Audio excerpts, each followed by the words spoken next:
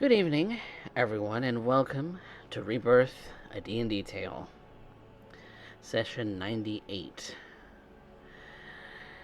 And where we had left off, the Lucky Sevens had found themselves at the Fallfire Crater, having flown there with their airship for the most part, landed and walked out at a city in the Fallfire country, walked toward the crater, found themselves in a very interesting predicament, but having climbed down for what seems like an eternity, they found themselves in a cavern. A cavern which held itself a buried city of stone and platinum.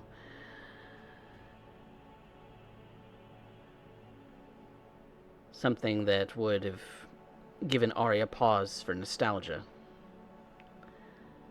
Maybe the good or the bad kind. And the rest standing in awe. And when they made their way to the one bridge that seemed to be intact to get into the city, they were stopped by a giant automaton, asking them for their identities, and upon finding out that they were not the appropriate denizens of the city, declared it would destroy them.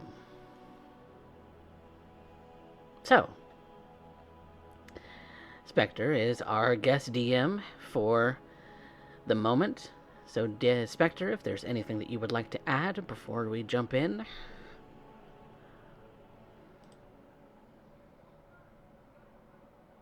Most certainly. The guardian of this ancient city scans you all.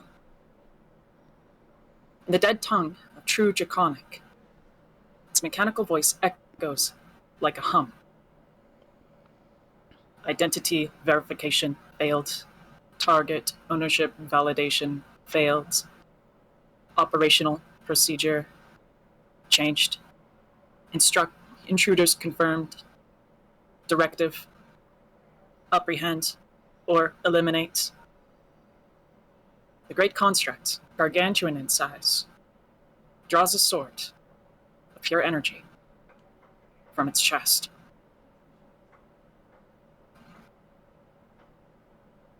And with that, I would like you all to roll initiative.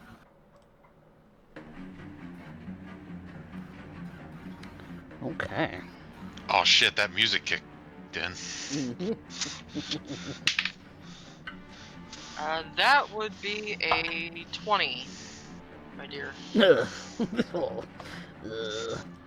Emerald didn't roll a good score. He rolled a 10. That's 10. definitely a number. I rolled a number. My +5 gave me 10. I beat Derek by 1. I got an 11. All right, and then Vanya was what again? 20. 20. And then what was Imbrel? 10. 10. Who has higher dex between Alira and Imbrel? It's a 5. What was Alira's? We're tied. Oh, well, ladies Wolf first. +5. Oh, Lord. Okay. It's a roll-off, if I recall. I'm deciding ladies first. All right. Wonderful. Vanya, do you have Zephyr? Yes. What Fire is it? Yep. What is Zephyr's initiative? Oh, wait. Zephyr goes on your turn, right? Yeah, he goes on my turn. Got it. Okay. Moving is his own thing. Attacking is a bonus action on my part. Good to know. I am setting up our initiatives. Okay, all done. All right. Vanya, go right ahead. You get the first draw.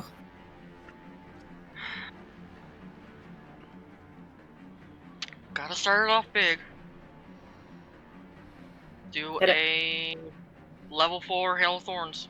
It needs to make a deck save, please. Yes, ma'am. The initial hit.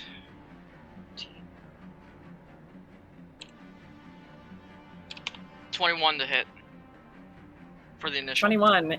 It failed. Oof. Yep. Well then. That is. Ooh. It only got 13, so go right ahead. Well, not taking anything from the initial arrow, but... Where are you? There you are.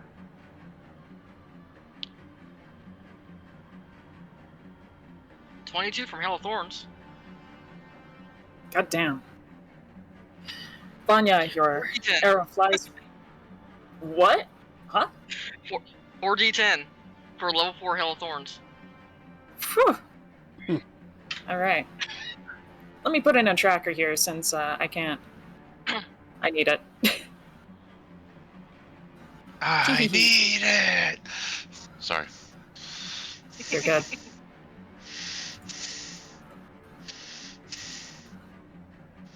And then... What is Zephyr's movement again? Where are you? Alright. Okay. Your arrows I'm fly gonna go true, ahead Vanya. Gonna get another arrow at it. Mhm. That's a 7 on the die, that ain't gonna hit. No. Zephyr is going to go ahead and move then.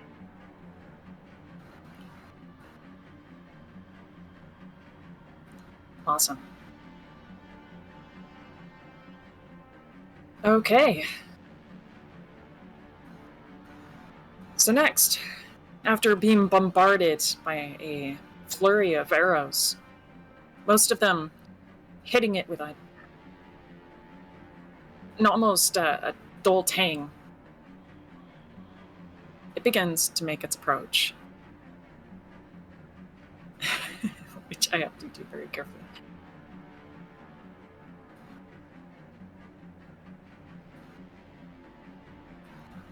It gets about to that point.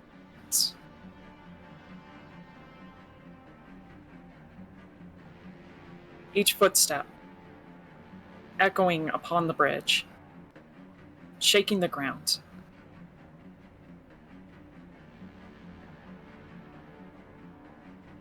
You see that the lights upon its chest seem to glimmer for a moment. But it doesn't make any further moves. Not for now. Kurobe. I am going to pull out my sword and turn it on and move up 30 feet. Go right ahead. I'm going to get right next to Zephyr. Awesome. You know what? I'm not going to get ahead of him, but I am going to use my action to dash, just so I can get right next to him. Because I'm not letting my boy take this on alone. Awesome work. And that'll be it. Okay. Next on deck, Lyra, Imbril, you're right up after. Alright. I would like to start with Spirit Guardians. Good start. Mm-hmm. Drop that down. So I am making sure none of our party is targeted, Mm-hmm. and then I will move up. Hold up. 5, 10, 15, 20, 25, 30. Yeah, I should just move right there, straight up. So I'm just behind Kurobe in that regard. Yep, you can move your token. But I can't move my token. Oh, can't you? No, I can't. Oh, Let me do something real quick. I can,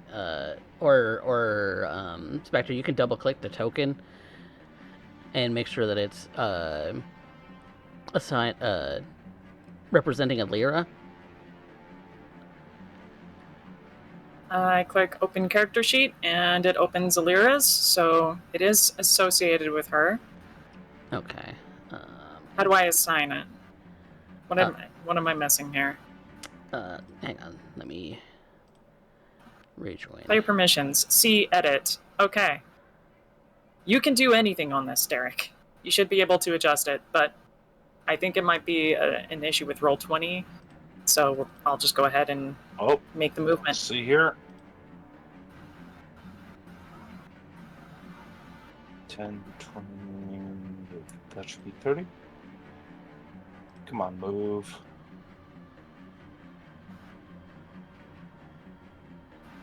Let me check his sheet real quick.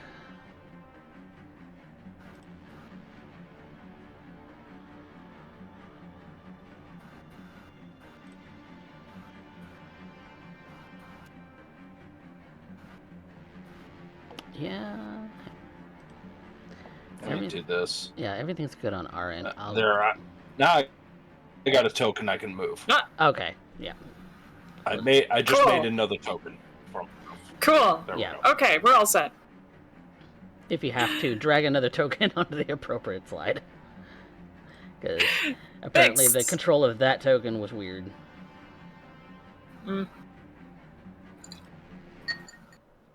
Okay. Spirit Guardians are in play. What do they look like?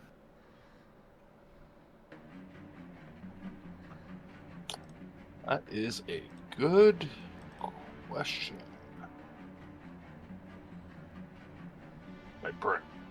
My whole thing is lagging out.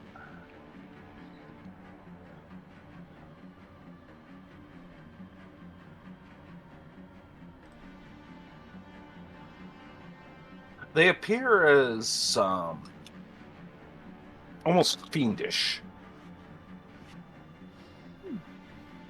A cross between some form of maybe tiny imps crossed with Black Widow spiders, all with the distinctive glow of a pale purple, a slight illumination as they skitter about, fly and jump all around. A twisting visage of the greatest sins of Lolth made manifest.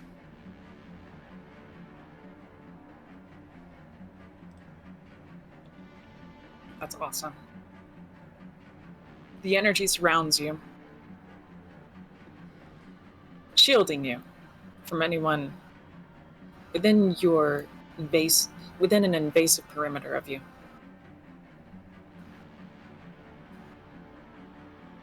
Is there any other actions you'd like to take?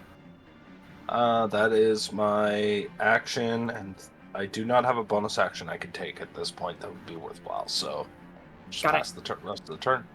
All right, Embril. Okay. I am going to move 35 feet. Let's see. 1, 2, 3, 4, 5, 6, 7. And I am going to hex the machine. And for the duration of my hex, let me pull up my sheet here really quick. The creature will suffer disadvantage on strength checks.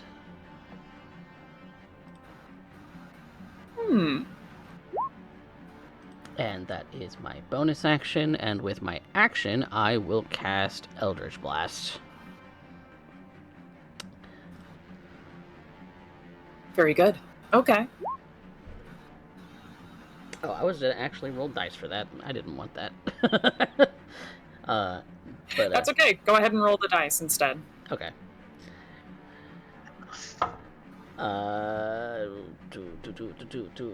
21 to hit probably doesn't. 21 hits. 21 hits. Okay. Mm-hmm.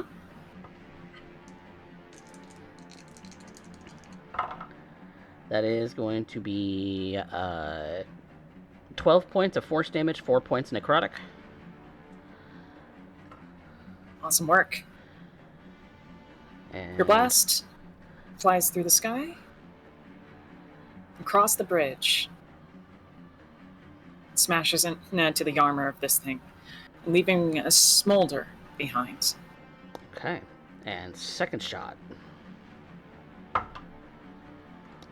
That's not going to do it. I don't think. That's a 12. No, So that blast doesn't leave a smolder behind, but seems to bounce off its armor. All right.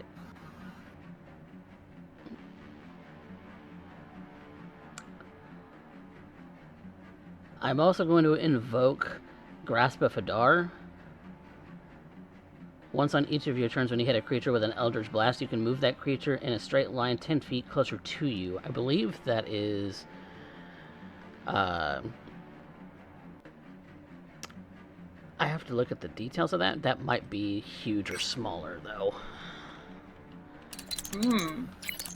Yeah, give it a quick check. Yeah.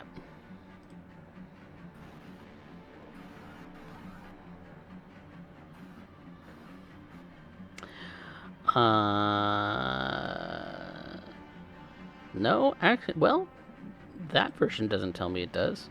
Let me look at it. D&D Beyond.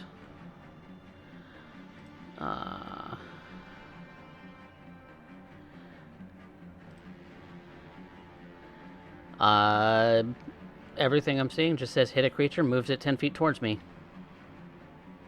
Regardless of size. That is acceptable. I imagine hair springs out from a point nearby, drawing forth and wrapping around the Guardian's limbs and ligaments, yanking it forward. Or wherever you said. Yeah, yanking it 10 feet forward. Ooh. Very good. And I am All concentrating right. on Anything Hex. else I can do? I'm going to mark that I'm concentrating on Hex. Awesome work. That does my turn. Awesome. And because Top this of the was round. done with a level 4 spell slot, it lasts up to 8 hours. Good to know.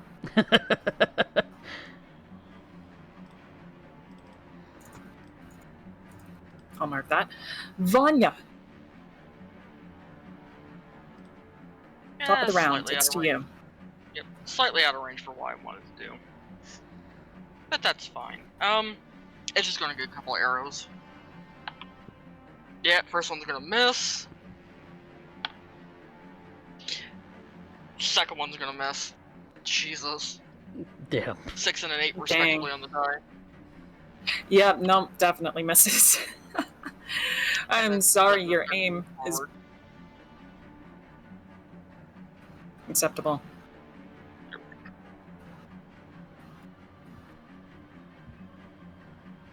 All right. As Zephyr continues to charge forward, the Guardian takes one step forward as well. And using this great sword of light, it brings it down upon your dearest companion. First in one sweep, and then as Zephyr is crushed against the light, it will strike down upon it once more.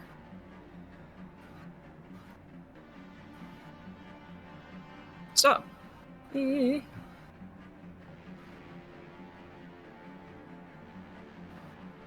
all right. Does 23 hit Zephyr? Yeah, that'll hit. All right. Second attack.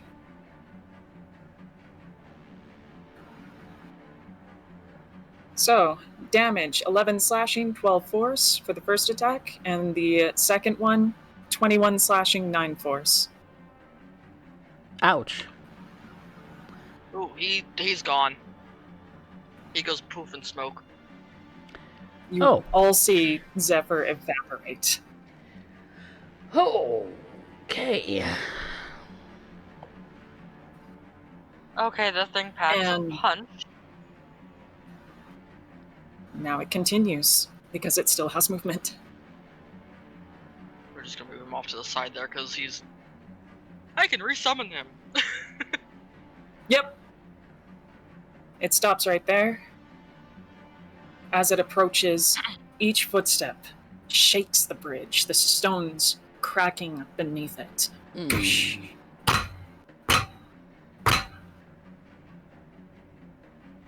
You see, as it does approach you, with this resolute, unchanging features,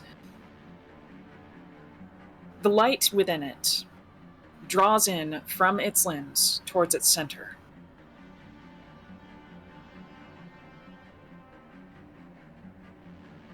Kurobe, you're next. Alright. I would like to rage. He mad. Seeing the dog go down, he just like, ah! He gets mad. Oh, very much so. We love Pupper.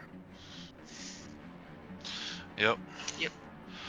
And then I'm going to run up 5, 10, 20, 25. I'm going to run up 30 foot to here. Skirt around.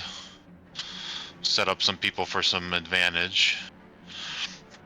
And I'm going to pop off with some swings. All right, hit it. Alright, first attack.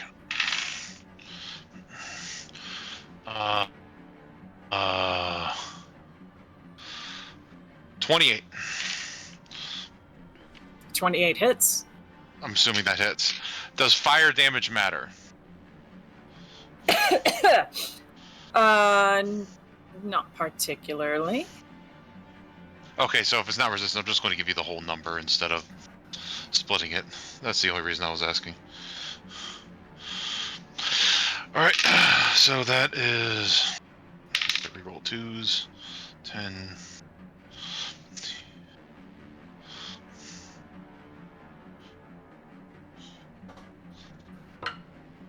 First hit's 25 damage? Very nice. Or no, 10... 22 damage, I'm sorry. 22 damage. Wrong math. Second is a natural 20. Nice. Hit it. Okay. Alright, I gotta get more Well, dice. yeah. Give me 1 second.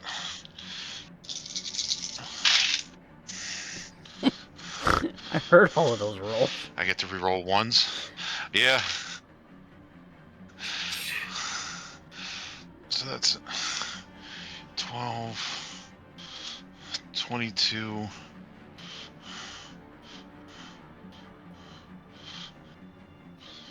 35 damage for the second hit. God damn. And third hit does a 21 hit. It certainly does. Okay, then that will be a 11, 18, 24. My God. Very nicely done. Initially, when you charge up to it, Kurobe, the Guardian seems to disregard you. not necessarily paying attention to you, but aware of you regardless. And you begin swinging your sword, carving into this metal, with the fire and the flames crashing in through the circuitry. It sparks, igniting it from the inside. And at that point, then, it turns its massive frame to you. Bring it. You hear it. You hear it make this strange noise.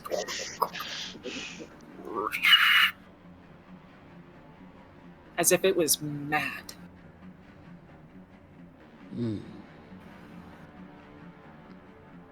All right. Is that all for your turn, Kurobe? Do you have more to it?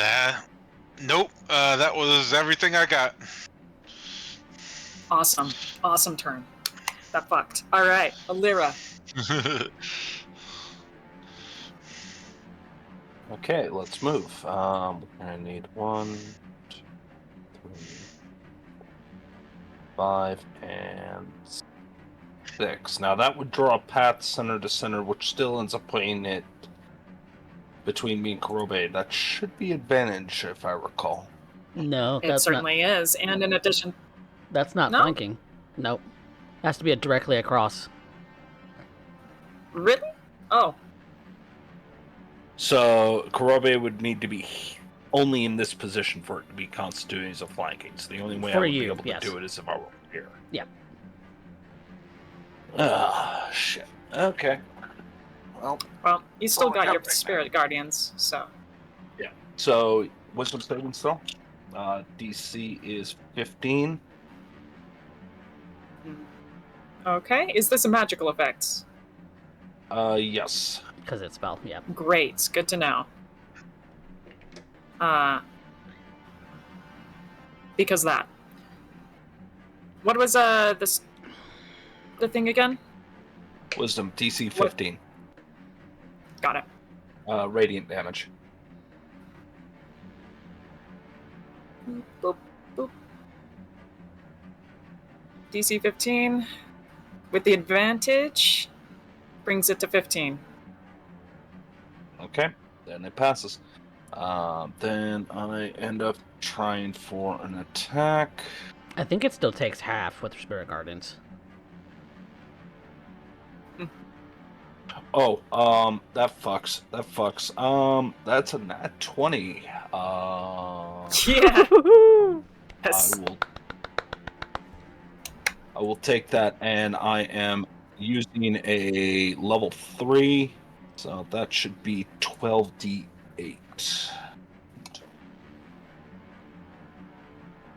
Send it. So, Feel the weight of his dice.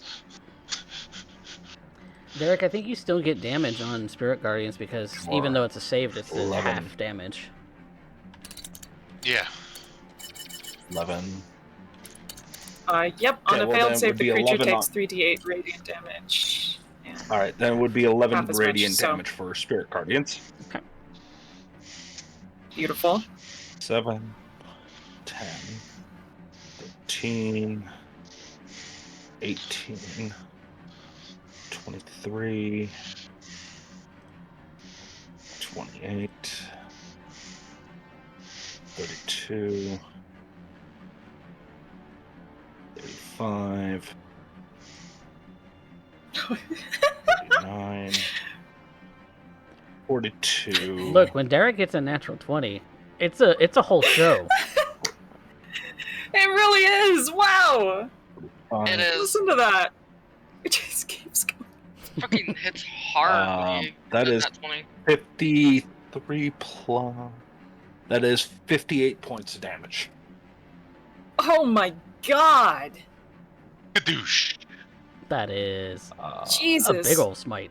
Big It old was- spider smite. I will Yeah. take it. I will take it. Now, if I recall, Illustrate it for me, please.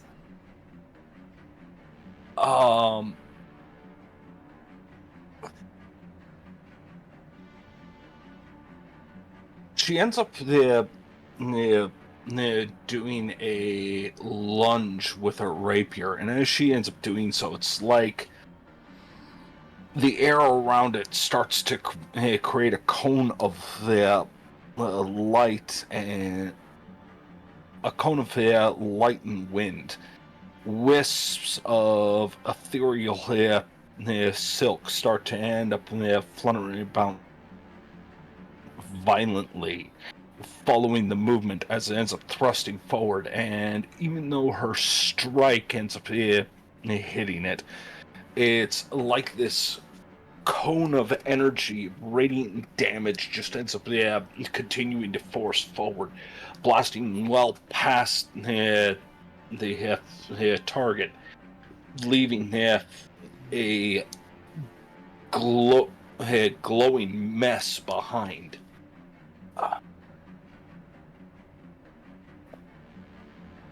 That's awesome. I am currently. Now, if I recall, I have a secondary attack. Yes, you did. Yeah, you still get to poke him again. I still got to poke him again.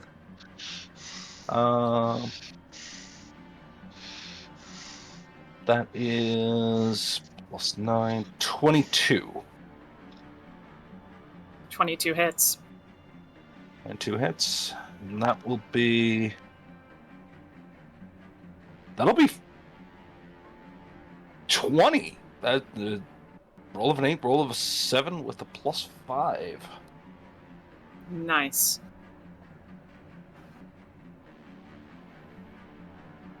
Okay, Very that nice. is my turn. Great. With this basically shooting off her own laser. And then following up with a mighty strike. Imbrel, you're up. One good turn deserves another, so I'm going to get into flanking position with Kurobe so that I can have advantage on this motherfucker. Little concerned for the lady in front, but I'm sure she can handle it herself. So, couple of slashes with my Pact Blade. First one is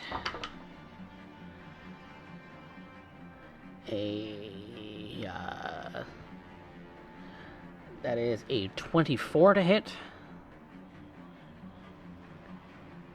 Certainly hits. Okay. Still concentrating on Hex. So that is going to be 12 points of slashing damage and 4 points necrotic. Second attack. Ooh, that's a natural 20. Ooh. Very nice. Take that, crits.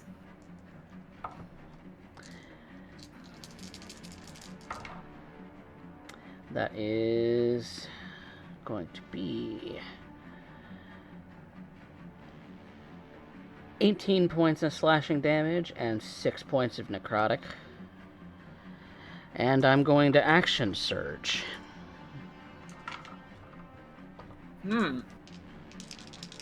For 2 more attacks. Third swing is going to be 27 to hit. Hits. Nope. That's going to be 15 points of piercing damage to necrotic. Or slashing damage. Awesome work. And then... Oh, nope. Second of my action surge is a 20 to hit. Hits. That is precisely it. Oh, 20 hits. Okay. I thought that it didn't hit before. Okay. Mm-hmm. And did I say it didn't? on Vanya's turn. Vanya's first turn. I thought I made a dex save. That's what I was saying and failed. You did, but Hail of Thorns requires an initial hit. Yep. Oh. With the arrow. Yep, that initial hit was like a 21. Yeah. Well, we can backtrack and you can go ahead and roll that damage then. And then Let me just do this real fast. 15 slashing damage and 5 necrotic for that last attack for me. Very good to know. So you want to know what that damage was for that arrow? 11. That's full. Jesus. Nice. Okay, there we go. It still hit. My apologies. I didn't hear quite properly. I think with that, I don't think I have another bonus action I want to do just yet. So that will be the end of my turn. Awesome. All right. Then that brings us back to Vanya. I'm going to use my action to resummon Zephyr. Oop, wrong thing. See where I'm going to... Okay. Plop him right there because it's within 30 feet. And then bonus action to give Emerald Bardic Inspiration. Ooh. Thanks, sis. And his essence is now acid. Ooh. Very good. Okay. That is it for me. All right. Are you able to do anything with Zephyr when you initially summon him? He can move, and I can have him take a attack action, but I'm going to hold off on that until next turn. Sounds good. Because there's reasons. Okay. This guardian, you see that its circuitry is being pulled asunder. Bits and pieces of its armor are being shunted off as you all hack away at it. And it seems to be almost stalwart about it. Unmoving, unconcerned. And then you see that the light in the middle of its chest pulls together and hones in the center.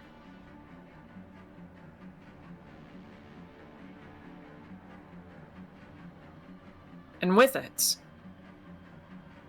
something draws up, and all around it. Your slashes, your hits, everything suddenly become less effective as this very, very thin veil of energy surrounds the Guardian.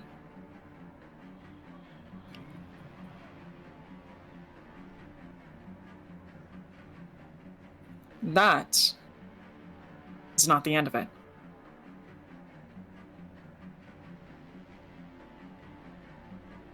It returns its attention from Kurobe and back across the full of the bridge.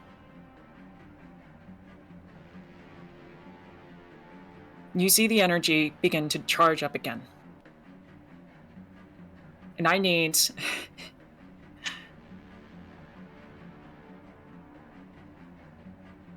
Oh boy.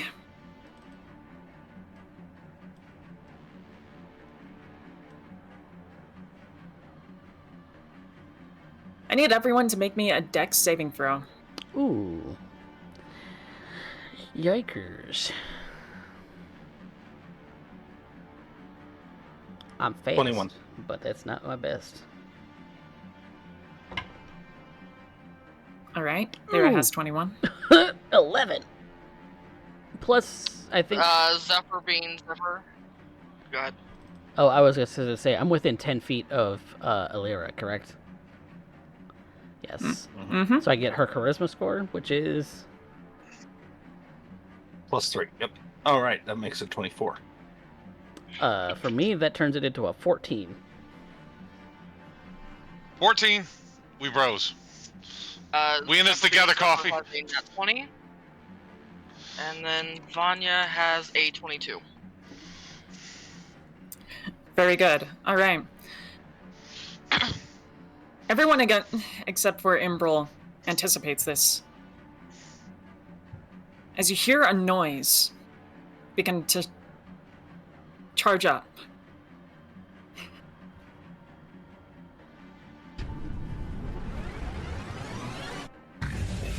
the Guardian fires a laser of disintegration and blasting across in this wide arc across the bridge and completely shambling it, scattering it to nothing but dust. And for those of you that saved and got above a DC 15, you're able to have like the smallest margin of a second to try and attempt to save yourselves and anyone else before the ground leaves beneath you.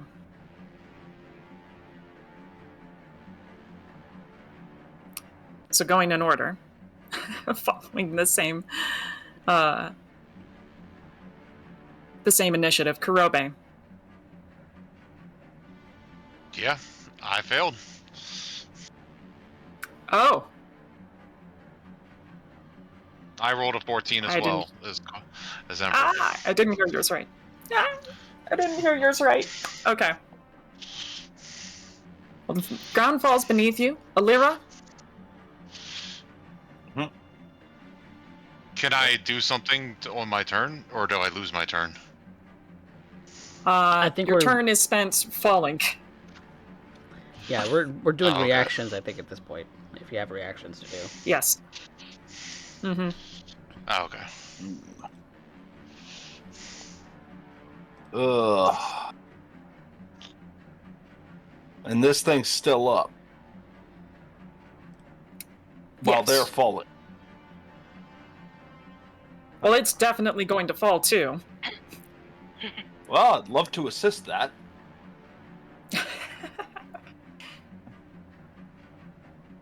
All right. What's your reaction? Oh, this is all on reaction.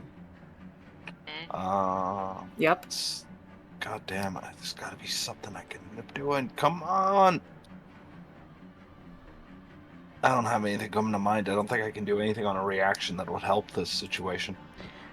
Yeah, and my reactions only trigger if I take damage or if it strikes me with an attack roll. Well, you'll take Gotcha. damage. Just give it a few seconds. Yeah. Well, the floor is going to make damage instead of it. It didn't attack me directly. But you can get your vengeance upon the earth. Yeah, I don't even have Featherfall. Sorry. I don't. No. I don't think I have anything that could help. Okay. Nope. Oh, no. Correction. Hang on. You have something? I have Featherfall. She has Featherfall. I have Featherfall. So All right. Save your brother. Well, let me see who's all within range. I've only got 60 feet on this. Okay, so definitely Emberl, Alira, Zephyr's got his own wings. Myself, Kaz, Lagon, Arya's got her own wings, though I can easily grab her. Yep. That just leaves Kurobe out.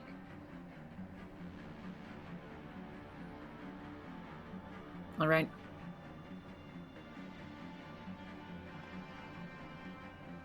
When the bridge collapses and disintegrates beneath your feet, you all begin to freefall, and instantly tumbling down, give or take about like 30 feet before you're able to pull together the Featherfall as a reaction.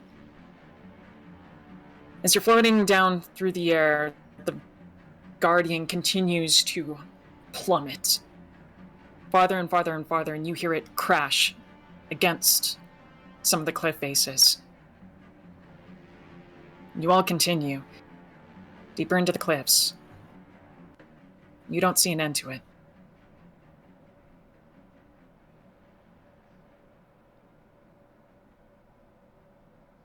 Arya will go ahead and sprout her wings and attempt to go and capture a falling Kurobe. Okay, I was eventually going to try to do the same thing. Please, save me, Arya! Imbral's gone and grabbed a Lyra And just in case, but realizes he's falling slow. yeah. And as she does,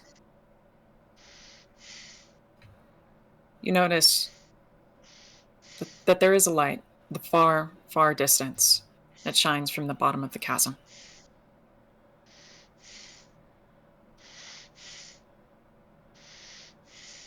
The ray fires true, floating past all of you. And as Arya is about to come and retrieve you, Kurobe, the two of you are blasted apart. The ray hitting her directly and sending her far away from the rest of the group. Shit. And that brings us. cue this.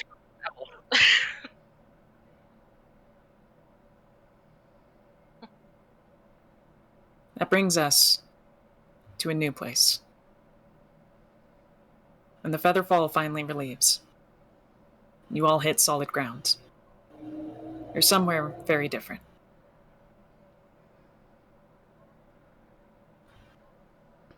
But, for the most part, all together. Kurobe, I'm just going to ad-lib and say, with definition, you also made your wings apparent. Yeah.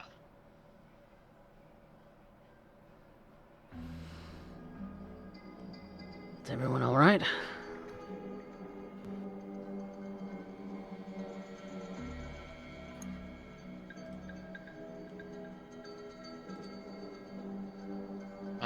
Not all of us. Did anybody see where Arya went? Working on trying to figure out how far she went.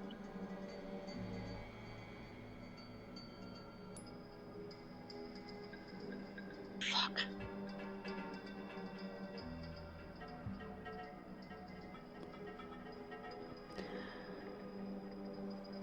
She can't have gone far. There's not a whole lot of else aside from this chasm.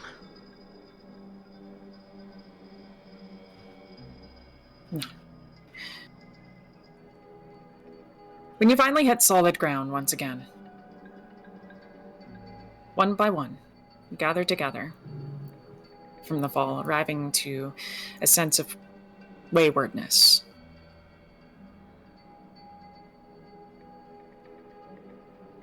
In this place, the landscape of this area is a sloven maze, filled with the ruins of what could be construed as servant homes, crumbled debris of unkept streets, and all kinds of dark passages leading to nowhere. Amongst the remains of the now long dead occupants, candles of everlight burn in an ominous yellow glow, still waiting for their masters to return home from the crisis they fled. The veiny roots of the cataclysm weave their way through the buildings and streets like skeletal arms, reaching for nourishments they shall never receive. You know with certainty that this place is dead, that the things that once ruled here are now long gone, and that the horrors that rooted itself, however foul and twisting, is now all but a husk that might never restore.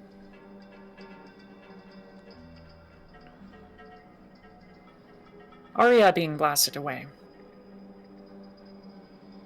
while a concern, you do have an idea of where she went, what direction she was shot off to.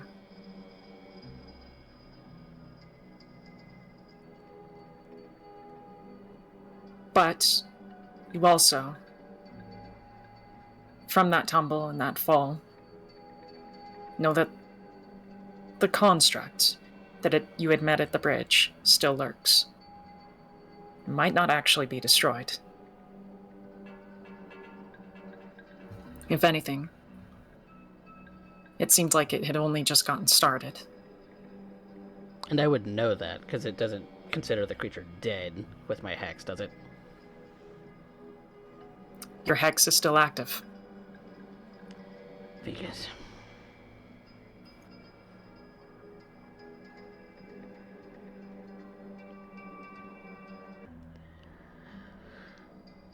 All right. So, the scene is to you all. Is everyone all right?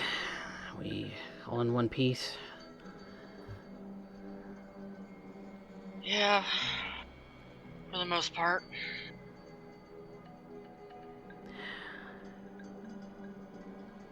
Rather poor design, I think. If the Guardian can destroy a bridge that leads to a chasm that leads to basically nowhere.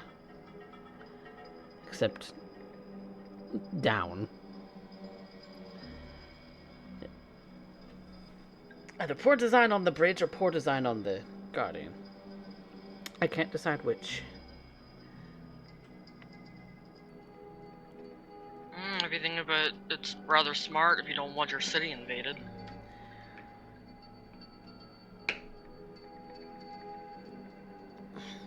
Given the size Given of how this much place? damage you were doing to it. Yes, but given the size of this place, I don't think they were any in true danger.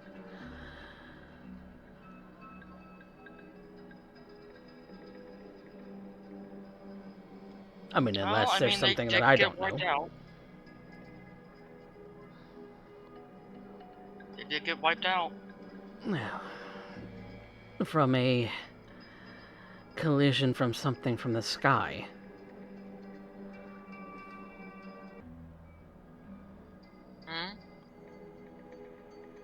There was a war going on back then, too.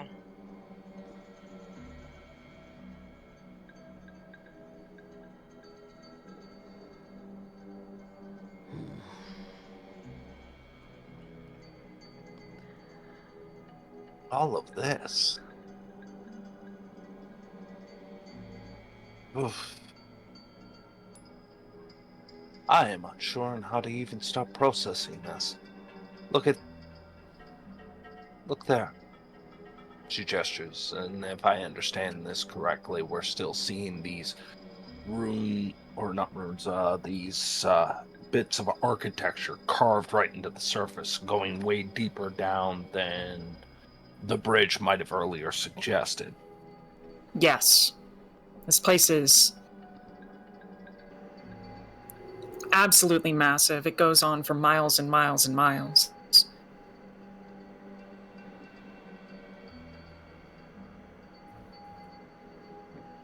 And, well, I'm no dwarf. I am not unfamiliar with subterranean architecture. Is there anything I can do to try and get a better sense of who might be responsible for this architecture, or any useful things I can pull from it, given drow are no slouches when it comes to subterranean crafting, nor are dwarves. But this definitely feels odd, given what we were expecting to find here. Go ahead and roll me a history check. Okay. I know nothing. I know absolutely nothing. Yeah. What'd you get? I got a 2.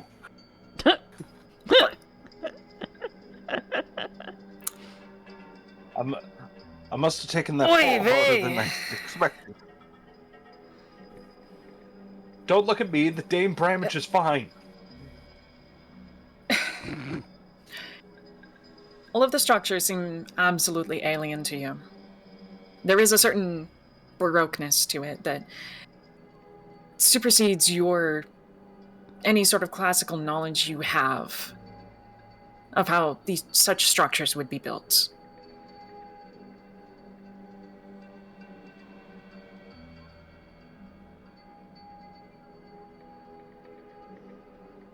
As you look in either direction, the expanse of this place just goes on for miles in either direction as well. There is something you do identify, all of you, is that as much as there is going down, it seems like a lot of where you're at and the structures you were looking at are intentionally, at least they seems like they were intended to be above surface. And the only context of that you have is that there are things that would denote it. Simple structures like, well, gardens. Small, little personal gardens containing long dead plants, soil, all sorts of things. There are windows in the homes that you are looking at, these stone structures that have been carved from the earth with such a delicacy, such an intricacy, even if they are seemingly servant quarters or slums of some sort. There is a degree of nobility to it, a degree of luxury.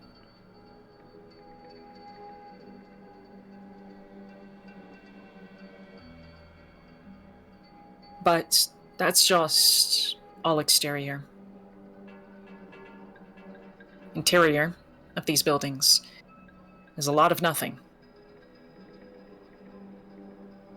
A lot of destruction, a lot of breakdown, a lot of decay. Not a lot remains of the people and things that once existed here. No corpses? But that isn't to say that it's No. In fact, that's probably the strangest part. It's as if everything just vanished in thin air.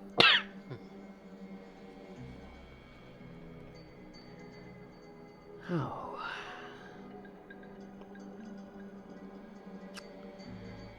Right.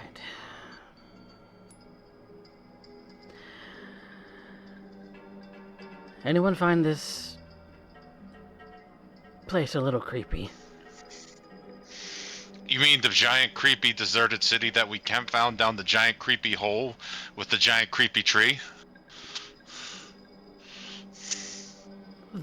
That at least makes sense to me. Nah, I think this place is great. Kurobe's just gonna walk around looking. I can't tell if he's being sarcastic or if he's being facetious. Yeah. A little bit of both.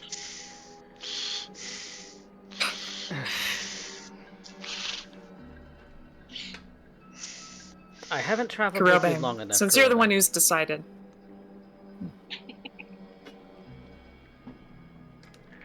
Go on. Since you're the one to go ahead and begin wandering, Kurobe, I'm gonna have you roll me a 1d6.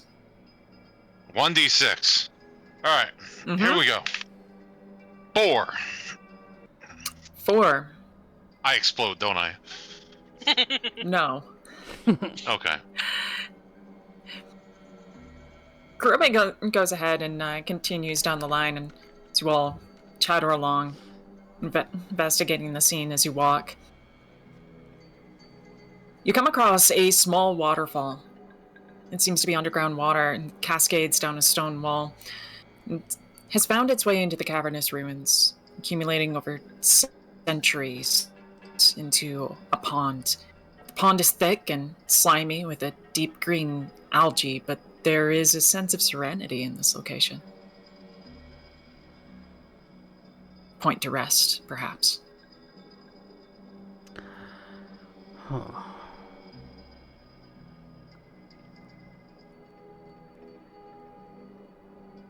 Well,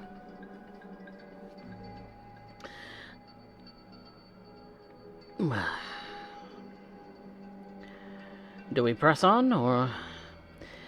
Because we're looking for a laboratory, I believe, is what Arya said. we're looking for a laboratory and an Aria. Yeah. It's up Just to one you good guys. thing, I'm not even tired yet, so. But if Yeah, you guys I need to say we click rest, on. Could maybe sit for a moment, catch our breath. But get a spell slot back.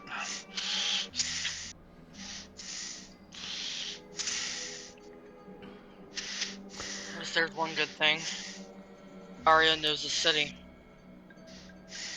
yes, Probably and just meet up with her there. if she was meant to be our guide, then we're a little lost. I'm more worried about some of those big bastards that we were fighting being more of them being around and her being alone. Exactly. Intruders is what they called us.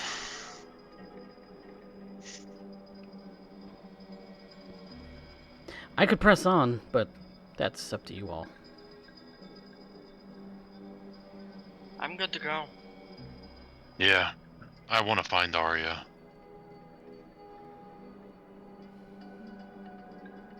Illyra, you good? Will be. Still gotta end up finding her, though. Yeah, the only thing that I know is that the one we were attacked by is not confirmed destroyed. Wait, after that long fall, it's still alive. Seems so. Durable thing.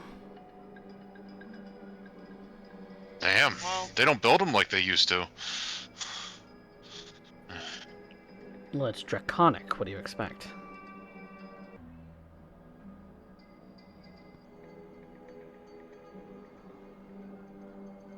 Dragons They'll are just, extinct. Kurobe will just mutter in Draconic to break it under his breath.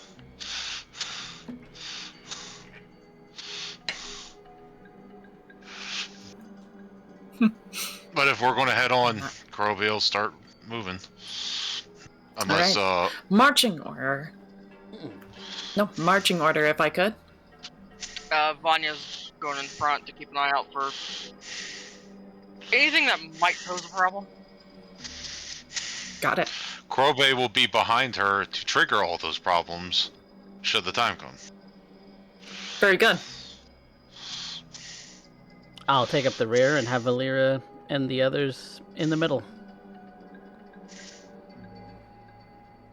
Alright. All right. Vanya, since you are first in marching order, I'll have you go ahead and also roll a 1d6. If you get a 4, re-roll. 2. 2. Okay. You follow along a narrow passage to an empty square between the ruined buildings. The sheer density of the buildings around you ensures that the structures have no direct access to the arterial roads of the slums, resulting in the front doors all facing this enclosed cul-de-sac. One of the buildings has an open doorway, of which you might investigate the building for remnants. An investigate like. issue 1? Yep. Kurobe's curious, he'll help. All right. You have advantage via Kurobe.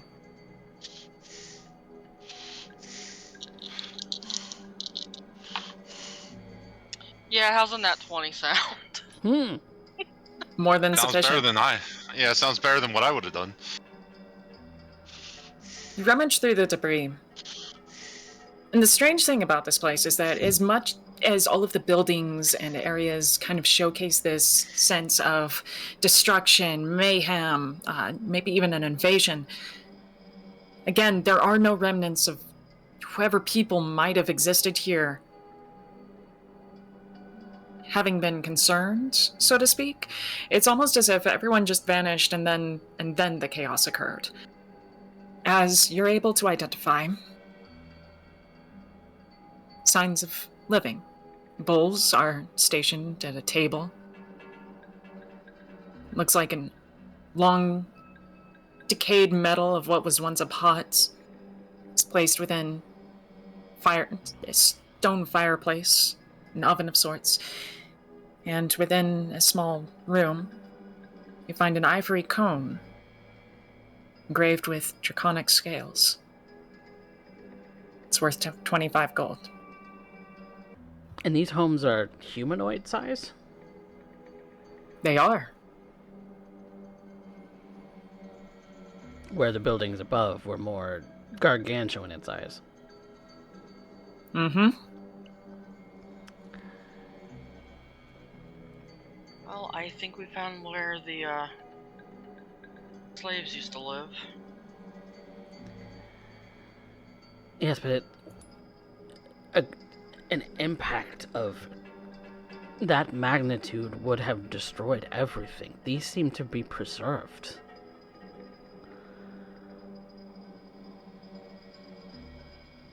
As if just the place was drugged down with it, undisturbed.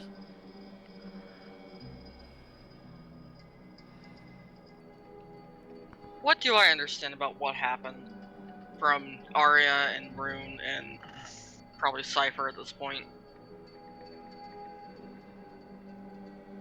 Well, I personally don't know what Cypher would have stated.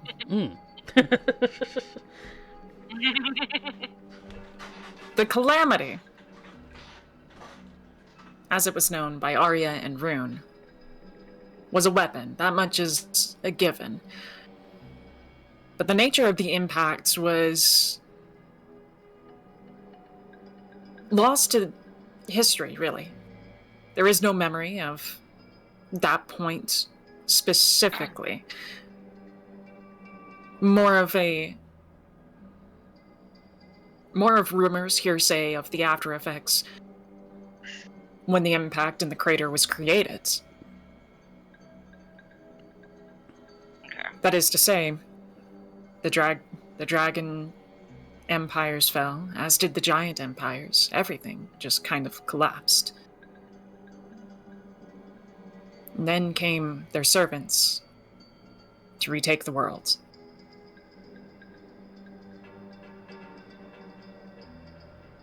Well, as far as I know, it wasn't an ordinary thing, but who can say what had actually happened that day? I have two ideas. Like, you know when you hit a nail and it drives it underground? What if this place had something protecting it and instead of it destroying it, just shoved it further down?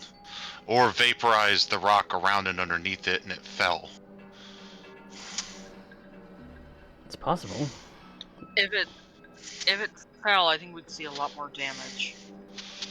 Yeah, I don't know. I think Everything's very more perfect. likely. More like the ground was lifted up and buried this place. That too.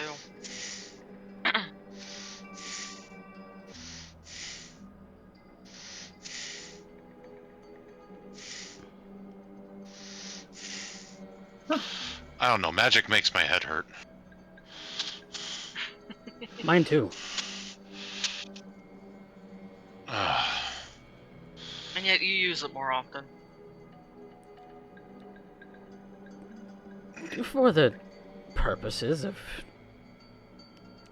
Look, I'm not exactly sure 100% how exactly it works.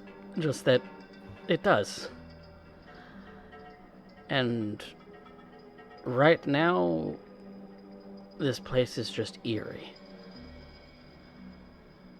Kind of makes the hairs on the back of my neck stand up. You know that feeling? Yeah. I haven't felt that feeling in a long time. Since the last time I ate the last of Amorous cookies when we were on a trip. Or arm hair. Maybe that's an analogy you'd understand.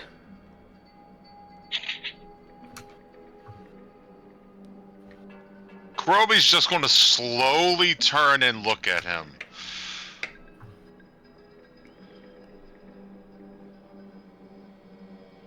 I see what you did there. You're not wrong, but fuck you. And he's You are going bald, to good sir. slowly turn back. I know, but I shaved it. That's what that is. All Do right. you know how, like, much easier it is? I don't have sticks and shit in my hair every time I go to bed outside. It's called taking care of your hair, man. Where is your dignity? You can only do so much in the bush. Yes, this is why you pack things like shampoo and hair oils and braid No, it every hair night. oil.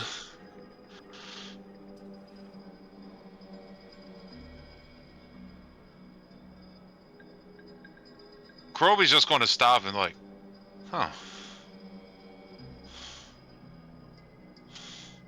I don't know about the oils.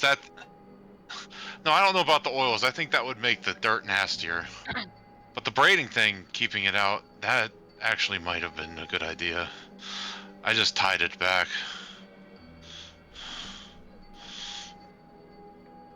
Is this truly a craft that only elves teach their children? I didn't have long hair till I was very old and I stopped adventuring.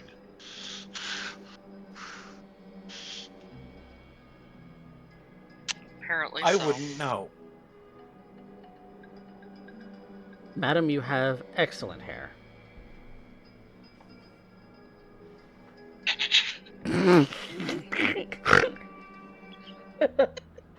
Her lips. So beautiful and luscious.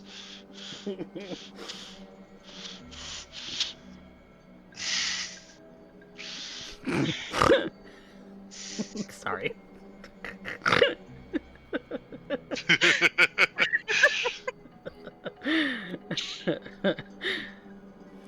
But moving right along. All right.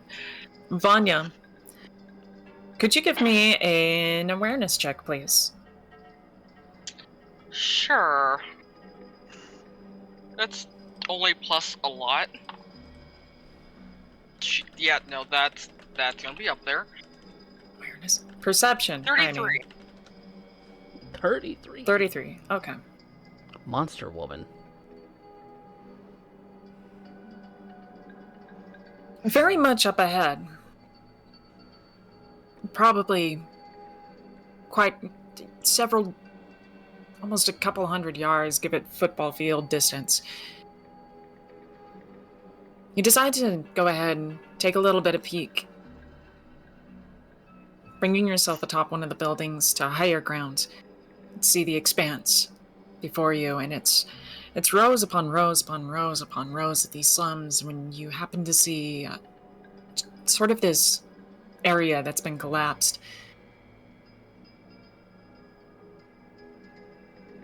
but along the direction that you're headed or intending to travel, you do see the collapsed area, an opening across all of the slums.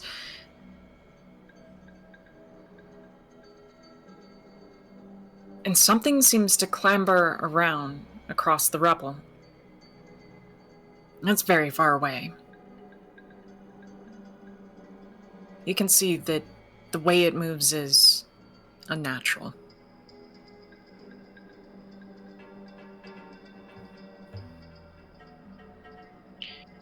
Got something, some sort of creature up ahead. Pretty far out still, but keep an eye out. Definitely keeping my eyes peeled, Okay. even though I'm in the back.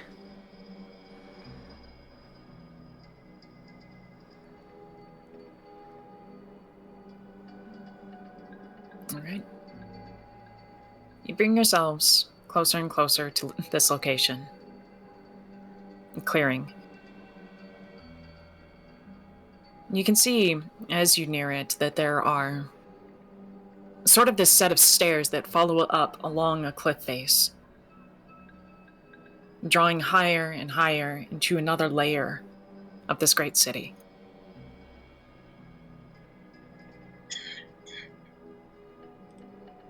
There's something of a disjointment between it and, well, quite frankly, where you're at. A slight chasm between the two areas. A drop in the stone and ground beneath one of the buildings, breaking it apart, possibly attributing to its crumble and collapse.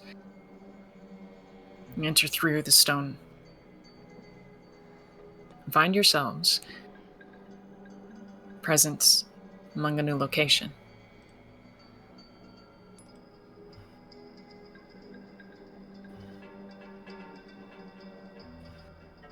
Entering in through a building,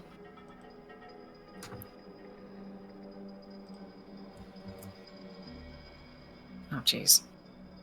I just put some tokens on a map layer. Of course. I'm you did. doing good. Yeah.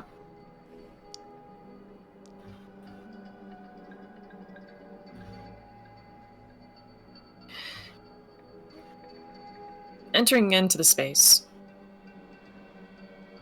you find yourselves within the building. Just beyond it are the stairs leading up into the leading up onto the cliff face, winding with switchback after switchback after switchback, but fine masonry of which making it a safe travel up, at least initially. You look upon the space and see that the tile ship all across and around you, beneath you, is very delicate work, and this particular building slightly different from the rest. There is evidence of what you've been told before. Small picks of platinum, creating this intricate design in the very tile work, almost like gold leafing.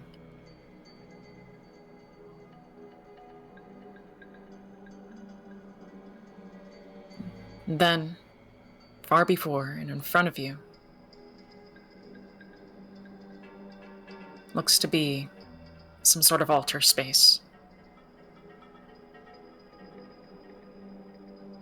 of which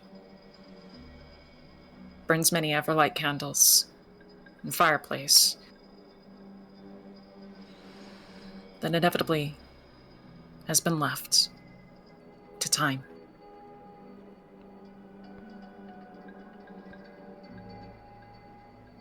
Vanya, you hear it again.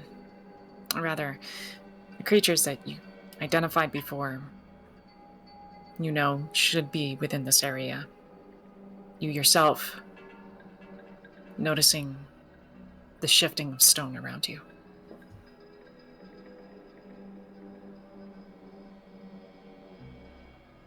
You're being watched in this space, though you're not immediately able to identify it.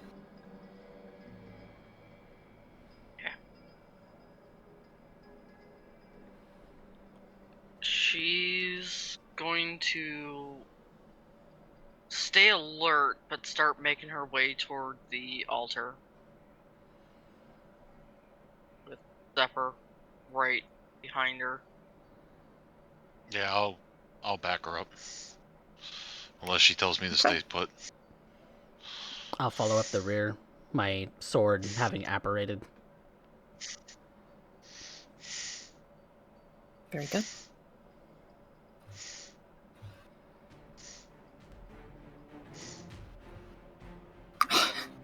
As you move through, we're going to go ahead. You hear something shifting between the stones, the masonry, and what looks like a toad with fangs abundant shifts from the rock. It hisses at all of you. It crawls out, maw hungry and expectant. It is an aberration of some kind. Its form wrong. The tentacles twisting and pulling from what appears to be branches of the great tree that is interwoven through all parts of the city. Oh. Well then. Aberration, you Oh. say? Joy. Of course. I know. I know just the greeting. Where was I? If I was following, where would I be at? You can be wherever you want to be. Go ahead and discern your places, kind of in the beginning here. I probably would have been following. Yep, I So- cannot move Zephyr, unfortunately. Yeah, you had the tokens are. I don't have control of Ambrel either. No. Let me respawn them. I had control of this one for once. I can obviously move Vanya. Just can't move. Nope, There. still can't. Can you move that one? No. Why? Let me try something. Are you dragging them from the list of tokens, the list of characters? I am. Yeah, I am. Weird. Okay, I can move that Yeah, one. go ahead and. I just popped it down. Cool. Yeah, go ahead and spawn your own token, I guess. Oh yeah, maybe because you created them, they're weird. So, yeah, I'm gonna be right here. Great. As you all fall into place, you notice that it's not just the one that pulls itself out. Another appears, and then another further down the way, hissing, gargling. They seem to literally crawl out of the walls. Oh, fantastic. So we'll go ahead and roll initiative. Oh, great. I'm not getting any weird vibes from these things, am I? Oh. I'm gonna say yeah, you are. Oh, Oh, joy. that's cacked. 19. Why? A natural 1! I have a 23. I'm still in the The dice back. don't completely hate me today.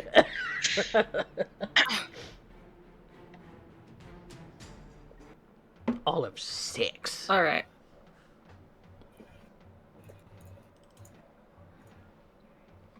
Six.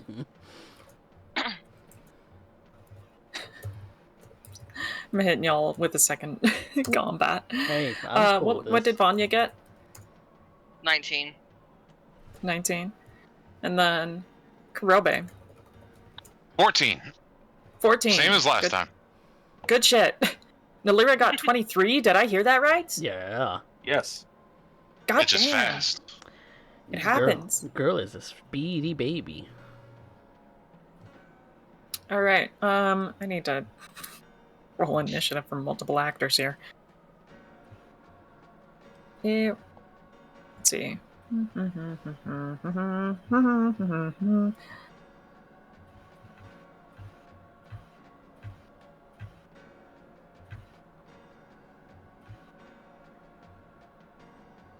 Did it do all of them? It did do all of them. Very good.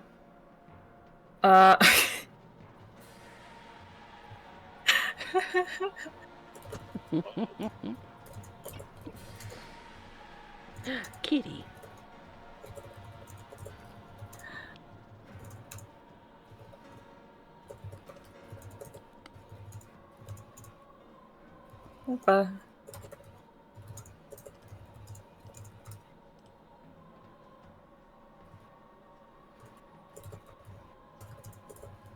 We're a very There's only cat-friendly 5 of stream them. around Why did here. it roll 6?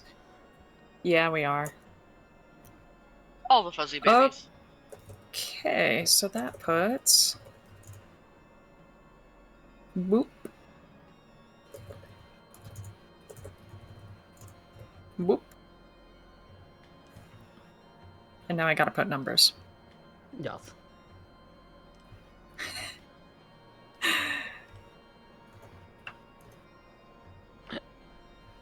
Pardon me.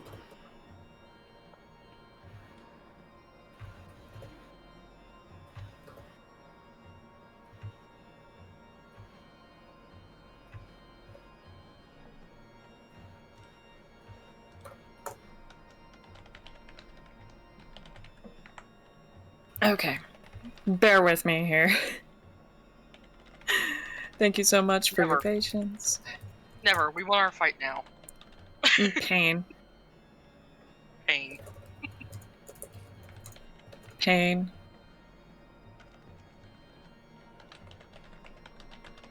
Okay.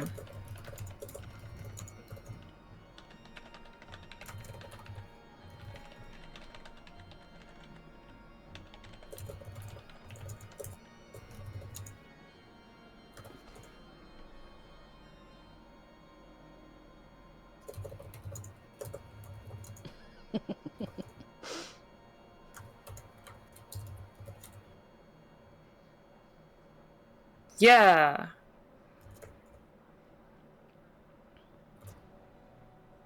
Alira. She's I at know the top this of is the round. strange.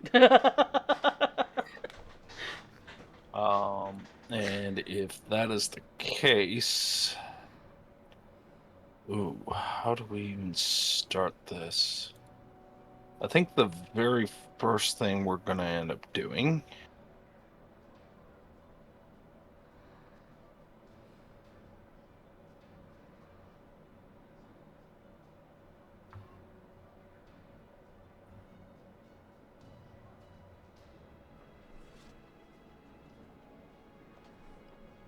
You said these are aberrations, right? Mm-hmm. Great.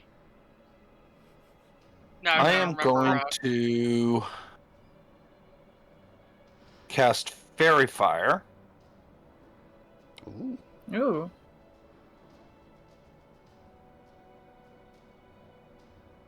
Well, first I'm going to end up moving. Let's see here.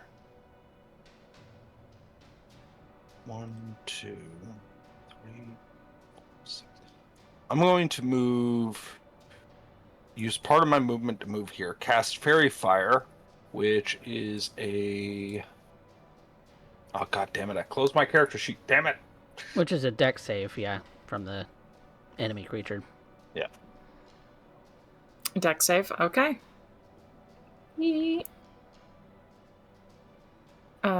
Quick. That's a 2. That's a whole 2. Each object within a 20-foot cube within range. So I want that cube literally occupying its entire location and behind. And I am going to move right here to block off all of its movement. Ooh. Okay.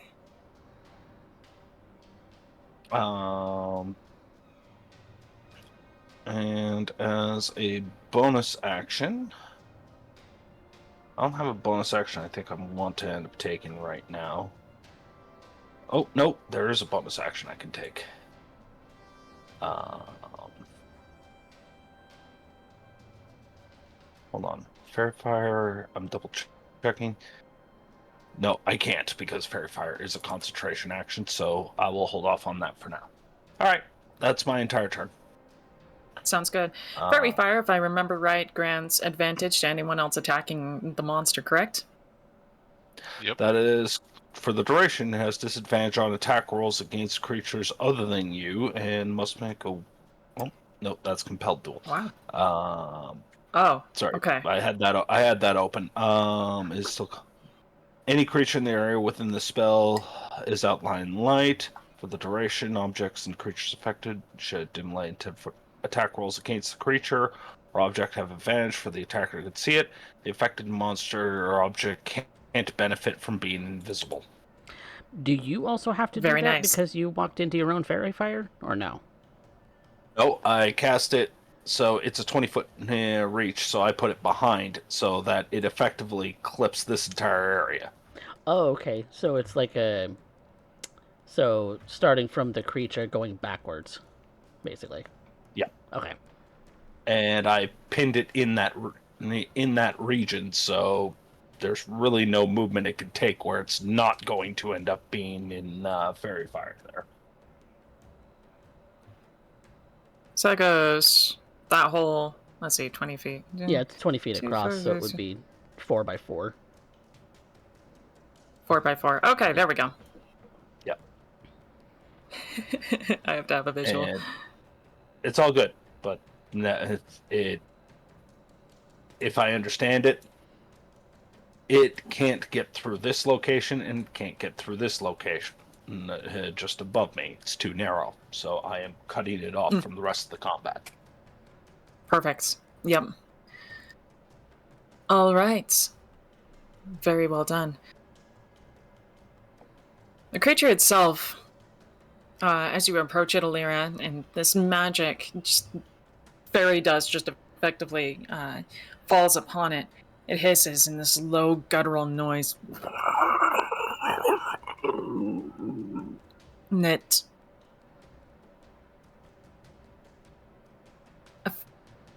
the strange tentacles that seem to swish and swirl around it, that are pulled like vines from the branches of the roots of the tree, whip off of the roots and plunge down upon you. So we're gonna go ahead and we're gonna do one of these. It's gonna hit you with that. I assume that 9 does not hit. No. Cool. Does a Alira 25 is hit? Wait, oh yeah, barely hits. Okay. What were you gonna say?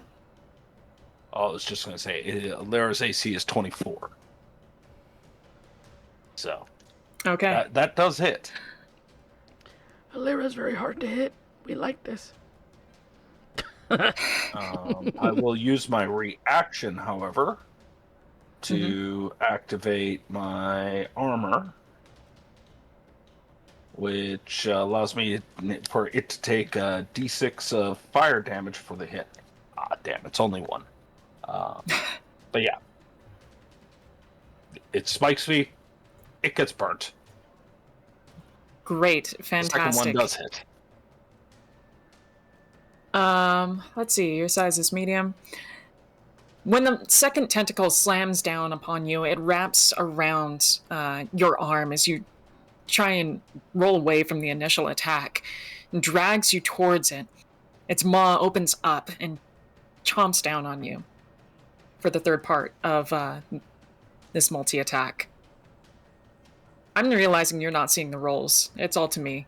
Yep, you're DM rolling. Yep. Why am I DM rolling? I want these public rolls. Okay. All right. They're public rolls from now on, I swear. 19, I assume, does not hit. No, it does not. All right, wonderful. I imagine you probably put your boot right up into its face, smashing your boot into its maw and managing to just like brute force your way up off of this thing as it's trying to pull you in. It's trying to eat the Iron Maiden of Lolth. Best of luck, I am the Jawbreaker. Vanya. So let me get this straight. I've got advantage on this thing Mm-hmm. because of fairy fire, and this is an aberration. Do you realize the monster Derek just created? Yes. Mm-hmm. Okay, it's getting narrow. That is a lot. 25 to hit. 25 definitely hits. Vanya is an aberration hunter. Okay. She should be hunting her brother. Oh, that also reminds me, Specs. I don't think I heard how much damage I took from the first hit, or the hit that landed, or is that? Oh, you're right. You're right. I'm silly. Yes, there was damage associated with it, and I forgot I was GM rolling. Damage. You have 9 bludgeoning and 7 piercing. So 15 total. Okay. Mm-hmm. And Zephyr is also using his reaction to add a little bit of acid damage to this. Oh, go right ahead. Hell yes. So that is 15 points piercing and then 3 points acid. Ooh. And that was only the first arrow. How much was the acid again? 3. 3. Perfect. Go off. Second arrow. We take nat 20s. Jesus. Take the crit! We love these things.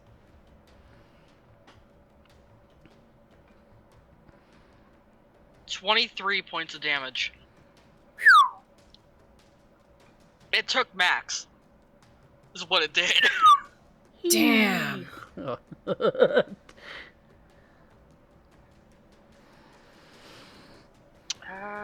how far is this from Pepper?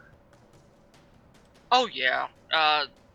Zephyr is going to move up. And my bonus action is commanding him to bite this thing. How? Nom nom.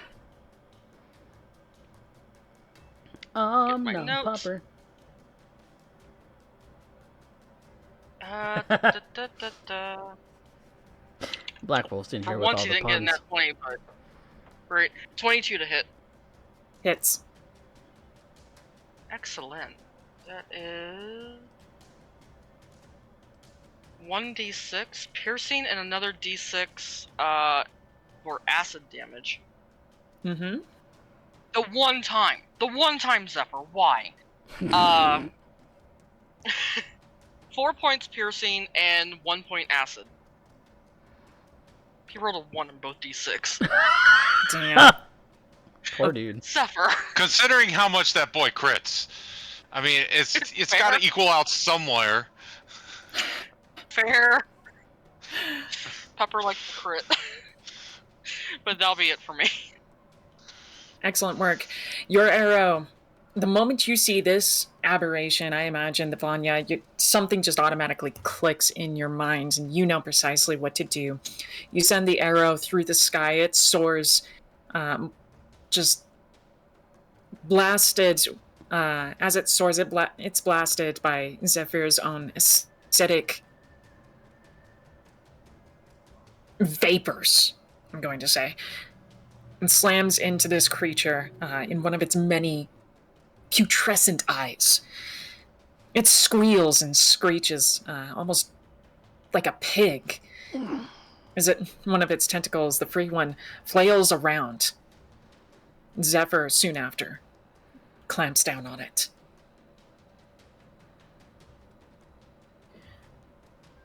We go to another creature. At this point, you all hear shuffling and shifting from the shadows. Much of the debris seems to topple and crumble in movement. And something unseen beneath it shifts. You see it across the chasm. This stone and debris just...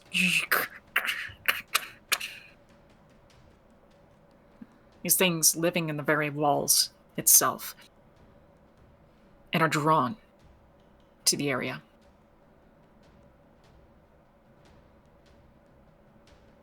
Across the way, another one of the creatures that you are able to see, pulling itself from the walls and landscape, moving in front of these Everburn candles, begins to shift slightly. It doesn't pull itself entirely, but instead you see it rise up and chitter. A horrible noise that resounds in your own minds, and all of you receive this telepathic imagery. All of you do. No save, no context. It just happens.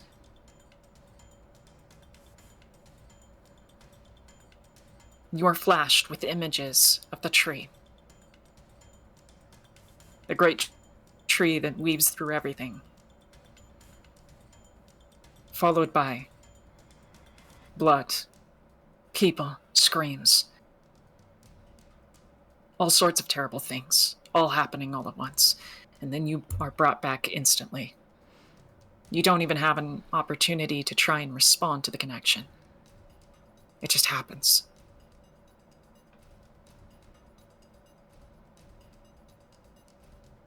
Kurobe, you're up. All right. Seeing my friends go to this one, and we don't see this one yet, right? We just hear it. I mean, you definitely know it's there. Well, it hasn't come out yet, so I'm going to deal with the one that's in front of us. I'm going to run over, and I would like to rage. Kurobe beats his chest. Unga bunga. All right. And I'm going to do a He's round of gonna attacks. He's gonna unga and he's gonna bunga. All right. I both Kurobe. unga and bunga. Is a 19 hit? 19 hits. Okay. Does fire damage matter? There is no resistances or penalties to fire damage. It hits as normal. All right. Sweet. So that's 11, 18 plus 18 plus 8 is 26 for the first hit. 26. Good work. All right. Then the next one is a 23 to hit. That hits. To reroll ones. So that's 9. 17. It's 25 damage for the next hit. God, Freeze. And This man hits like a truck. it's 28 to hit on the next one, or the last one. I get to reroll Very nice. ones. 6, 18, 19, 20, 21. 29 points of damage for the last hit. Incredible. Kurobe, the moment that you enter this stream of battle, you begin just slicing and tearing away. Your sword flies brilliantly with light and fire, slicing off the creature's tentacles as they try and whip at you, and you manage to free Alira in one instance, and the next instance, you are bringing that blade, driving it through its maw, and ripping it out, and the creature falls flat. Yay! It dies. Not bad, old man. He's just going to turn, smile, vein popping in his forehead, and thumbs up. But wait, she gestures down the corridor. There's more. I was right here. 1, 2, 3, 4. Oh, I can move back 2 spaces. He's just going to take off running after that thing. All right.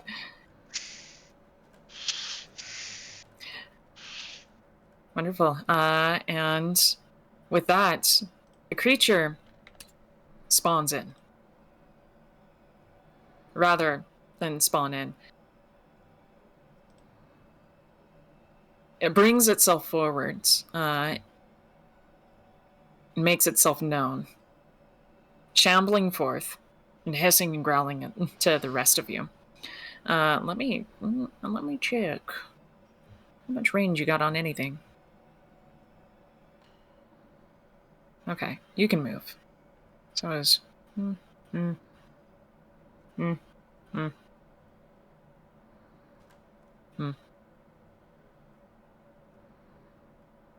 I think that's 6. Okay.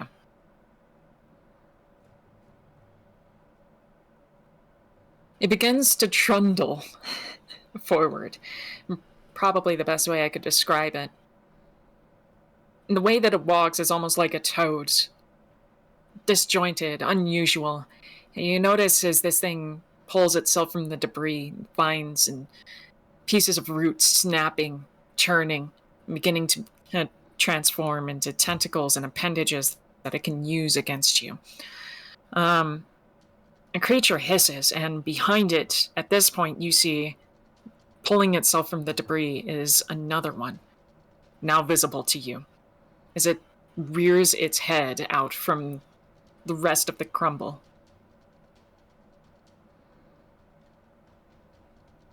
And I think that will conclude that one's turn. Imbrel. Your turn, my guy. Okay. Well, I don't like these things. They're trundling after my friends, it seems. Trundling. Word of the day. So...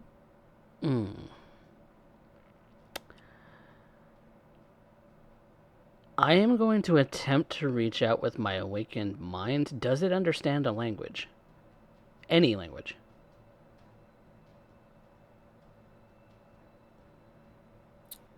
It does. I will be surprised if you speak it. I don't have to speak it. My awakened mind allows me to connect telepathically with any creature so long as it understands any language. Oh, shit. Okay, yeah. It does know a language. And I'm going to attempt to command it to back off. All right, is that communication both ways? Well, let me look at, because this is the text for it. But, your alien knowledge gives you the ability to... You can communicate telepathically with any creature that you can see within 30 feet of you. You do not need to share a language with the creature for it to understand your telepathic utterances, but the creature must be able to understand at least one language. So, in a sense, I'm trying to intimidate it.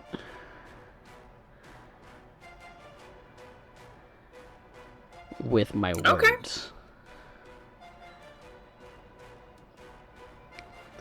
So, all right, go ahead. Want me to roll Yeah, go ahead intimidation? and yes, please, sir. Ooh, I'm actually proficient at this. Ooh, that is 19 total. 19 is pretty good. In response, the telepathic connection, what you receive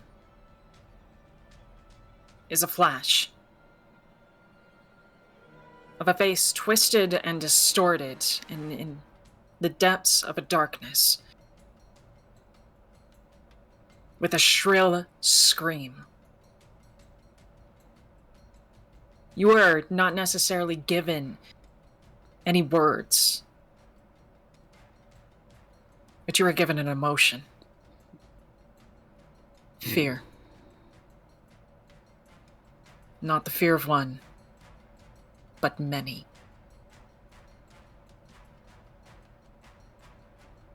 And at the same time,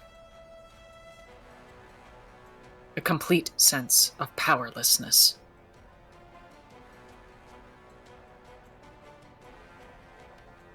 The creature, and the rest of you, what you see is it lowers its head, chittering. But it doesn't back off. Is that me It spending stays my its action? ground. No. No. Okay. No. It's communication. That's fair enough, because Talking is free. talking is free. Okay.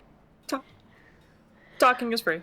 Even though I attempted to intimidate. Okay, well, if it's not backing down, I mean, per it's se. Yeah, I mean, I know how you rule it. How I rule it is if you're going to go ahead and try and do, like, intimidation or anything like that, that's a minor action. You still have your action. Okay. In that sense, then, I guess I need some clarification. Do I feel like it is going to respect the command that I just gave it? No. No. What you're getting, it's not in control of itself. Ah. Okay. Well, that solves that issue then.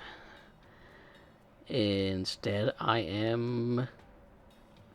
And what you would have seen, anyone who's nearby as he was reaching out telepathically, is that his eyes went black for a moment, but then he just darts towards the thing and starts hacking away with his sword.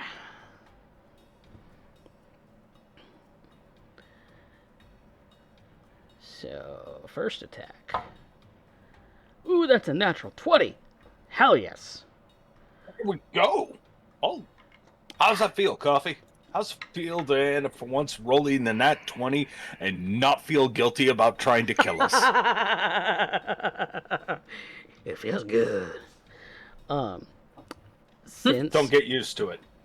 Since my hex is actually on somebody that is not in this battlefield, I can't move my hex to that.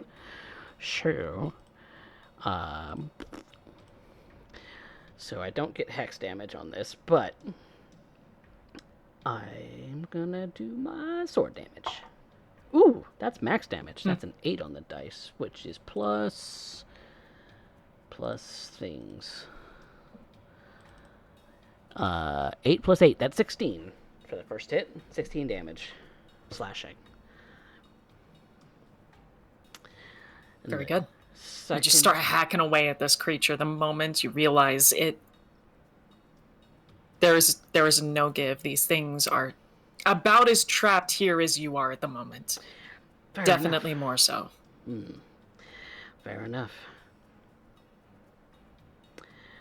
And then second attack is another natural 20. Wait, hang on.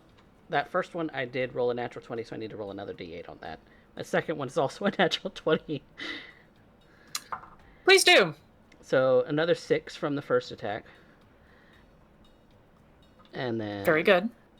Second attack is going to be 12 points total slashing on the second attack.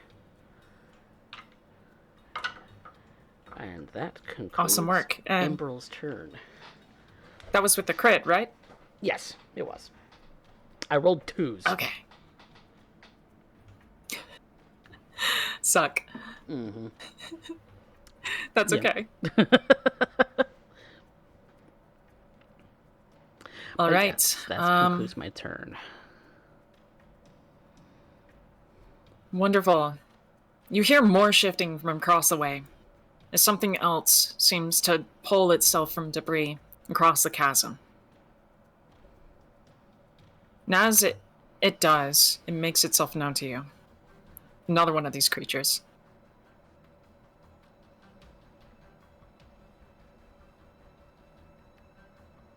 And it seems to peek around the corner, the tentacles swirling and whirring and attaching itself to the wall as it pulls itself out and into the light that you can see it.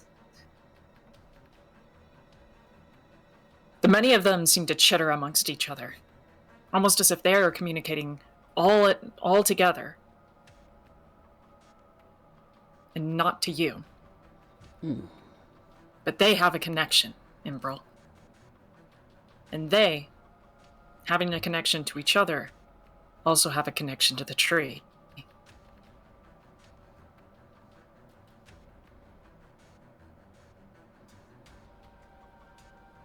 It reminds you of something.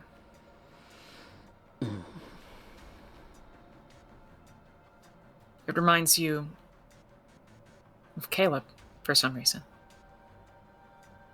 Caleb. Before we return, back of the rounds, we're going to go ahead. We're going to go ahead and take a quick bio break. And then we will return with this combat. Sound good? All right. Be back soon, everybody. Sounds good.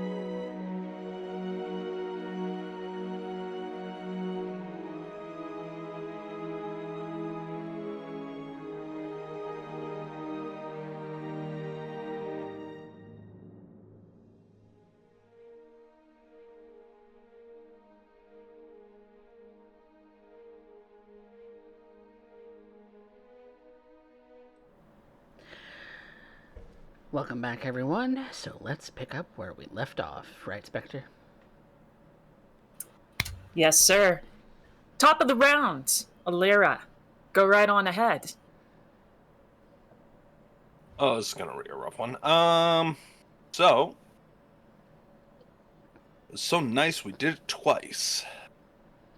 1, 10, 20, 30 feet, and I would like to recast Fairy Fire.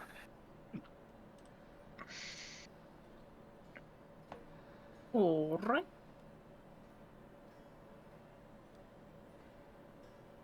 Right Nice. there. Perfect.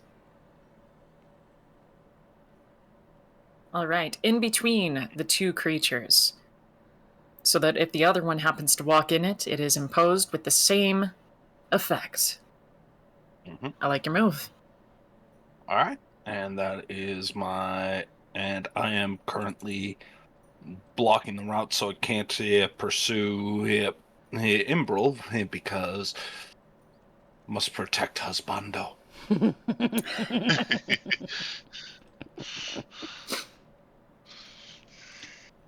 I love it. Okay, and then let me see. That one's dead. Vanya, go straight to you. Okay, is that one lit up by fairy fire, or is it just outside of it?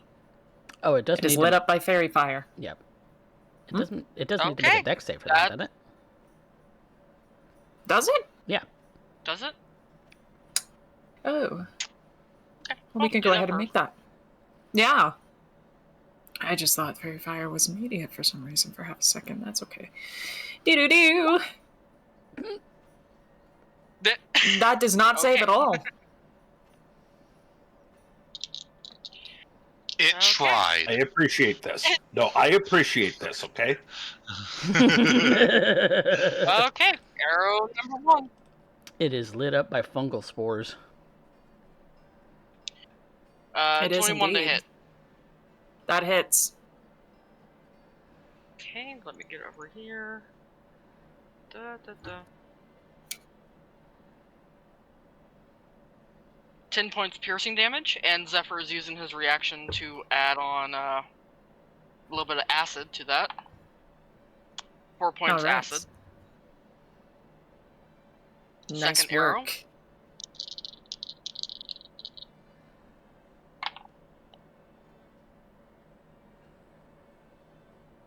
I can't math. 23 to hit. Definitely hits. And that is 11 points piercing. Awesome work. Your arrows, one after another, shunk, shunk, into this creature. One of the arrows lodges into the stump that is effectively one of its legs, and it just collapses on that side, screeching, squealing at the other two in front of it, Alira and Imbrel. Okay, is it still alive? Oh, Perchance? yes. Yes. Okay. Zephyr's And it- flying over. And Perfect. biting. Sorry, I had a cat on my foot.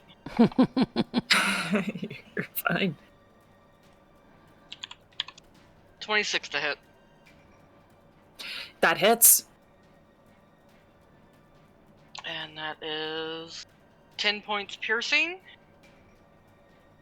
6 points acid. Good work.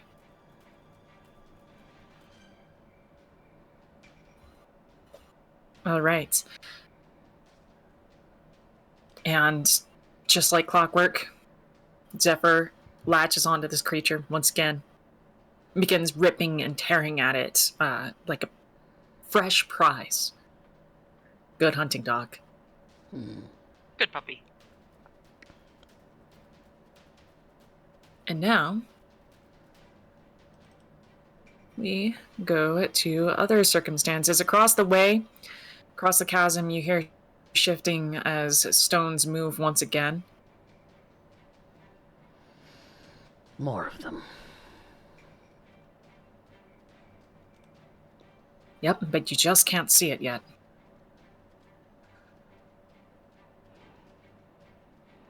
And in the meantime, one of the ones that is across the way continues. 3, 4, 5. Drawing itself closer to the chasm. As they seem to gather, you notice something. The ones gathering across the way, the closer they get to each other, the more that their tentacles seem to merge and shift between each other, almost as if there's something culminating between all of them. They continue to chitter at each other, not necessarily at you, but the closer they draw to each other, they continue to chitter. Louder and louder and louder.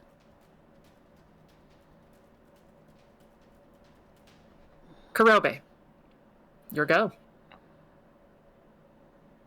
I am going to run up and smack at the thing.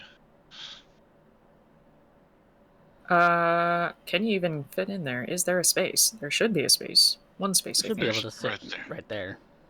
Yeah. It's tight. Itty bitty Go living right ahead. space. Ultimate cosmic power. Go ahead.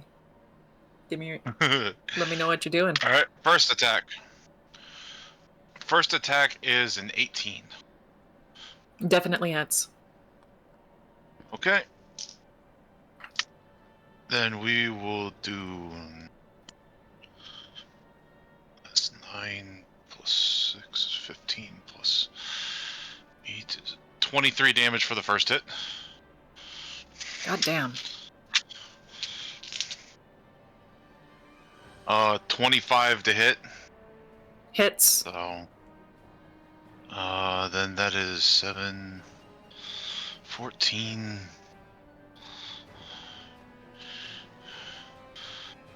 22 for the second hit damage. Definitely hits. Before you make a third attack, Yeah. your sword slices away at this thing where it had fallen due to the arrow on its front, one of its front legs. You go ahead and drive your sword straight through it and rip it out, causing the entire limb to be decapitated from it.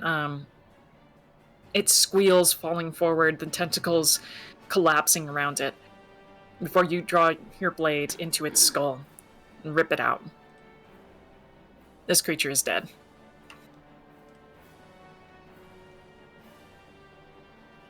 Okay, 1, 2, 3, 4, 5, 6. Okay, I'm just going to draw a javelin and... Or, do I have any... No, I don't have any javelins. I only have hand axes. No javelins? Okay, I'm going to... Cadence of Wait, no do I bitches? You are I just- maidenless.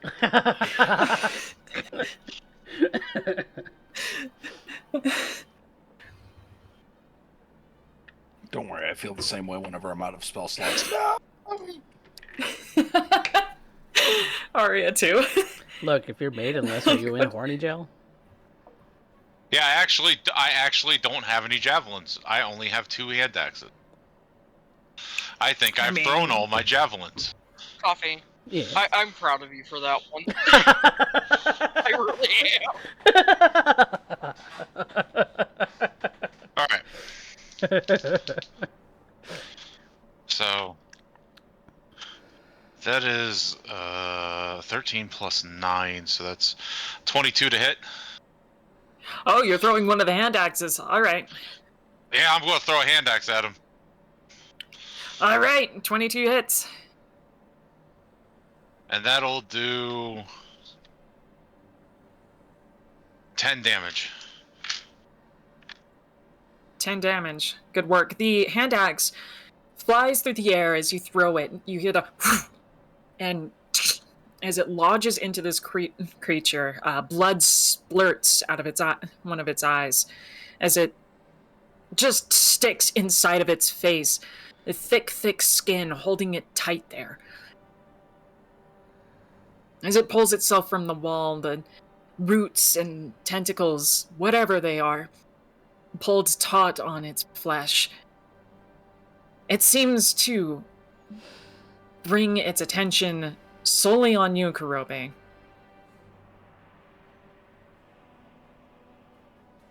Okay. Yeah, that's it. You heard it. But I wanted to make it get cinematic. Imbril! Oh, yeah. Oh, I am torn. Do I hear an Eldritch Blast? I Right? am very torn. Because I don't want to lose knowledge about whether that machine is dead or not, but I want to use Hex again. Because Hex does fun things for me.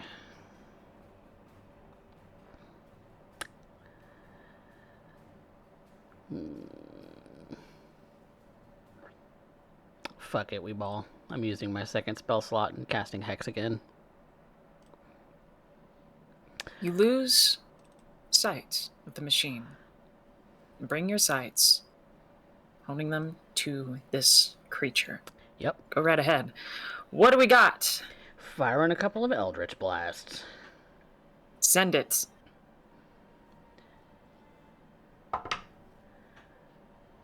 The first one is... Yes, pull it.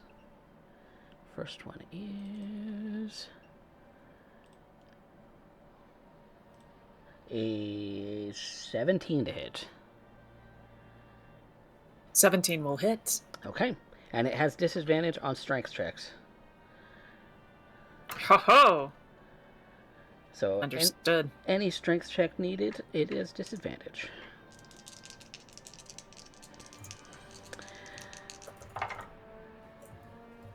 And that is going to be 12 Yeah? points of force damage, 1 point necrotic. And then second shot is going to be 21 to hit. That hits. And that is going to be 9 points of force damage, 1 point necrotic, and I am going to use my Relentless Hex ability. And I'm going to use... Oh no, I can't, because I used my bonus action already for Hex. Never mind. Next turn, maybe. But Grasp of Hadar, I don't need to use a bonus action for, and I'm going to pull it 10 feet closer to me. Whoop. Right into the fairy fire. Yep. This will be interesting. Get over as here. This thing... Yeah. The hairs and fibers that constitute your powers wrap around this creature and draw it forward. And as it does, interestingly enough, when they disconnect, they don't disconnect how they usually do. Not disconnecting from the creature, but from where they appeared. Almost integrating with it instead.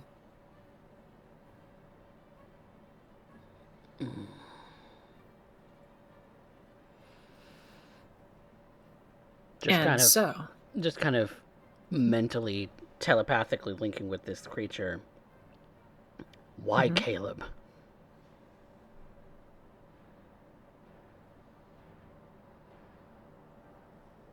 No one else hears what he's thinking to them, but... No. Give me your high or low. High. Ooh.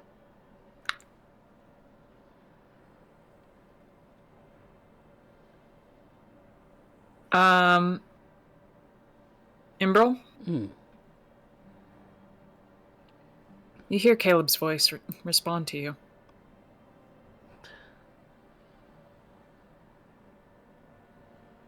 because Mother needs us.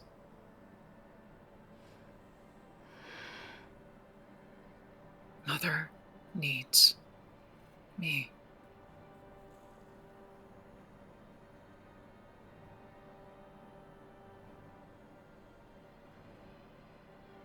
It just kind of mutters, "Mother."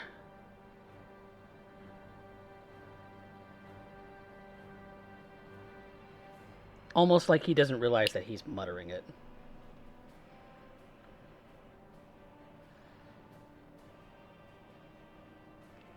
That's fun. Is that the end of your turn, Imbrel? Yes, it is. Good work. Okay. Chittering across the way continues in this cacophony. And all of you, once again, begin to receive these distressing images. You're all flashed with the visuals of a black sun in the sky. It draws closer and closer and closer, carving away at the very light around you. You hear screams, you hear terror, you hear sadness. And you feel an immense sense of fear. A tree flashes once again.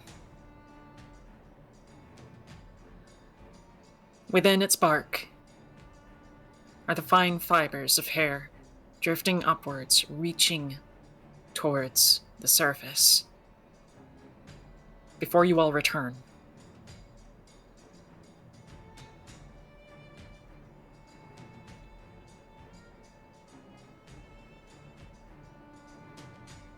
the environment at this point begins to change.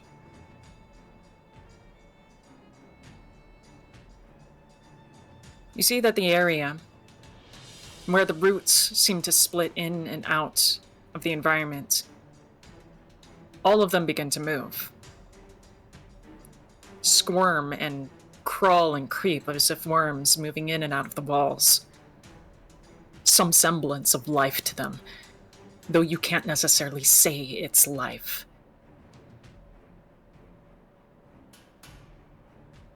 The longer this draws on, the more the environment will become hostile to you. Alira, top of the round. Alright. At the top of the round, with that thing currently here crawling in front, I am going to end up using my...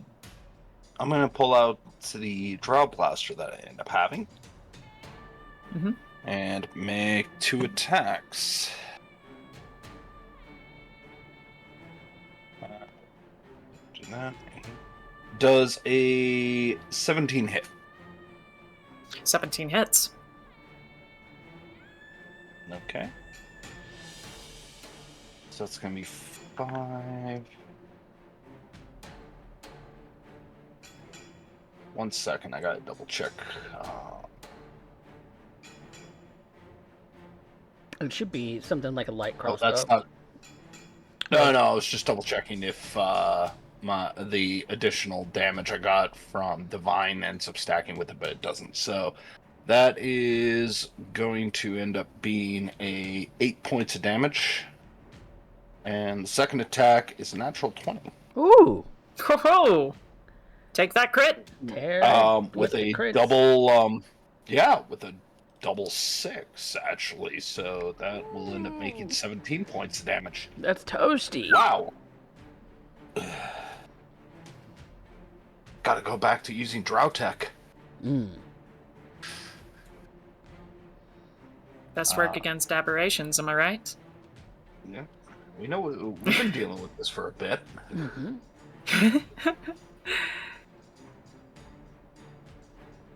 Good deal. And I will hold my position because I want this thing to come at me. So. Understood. Okay.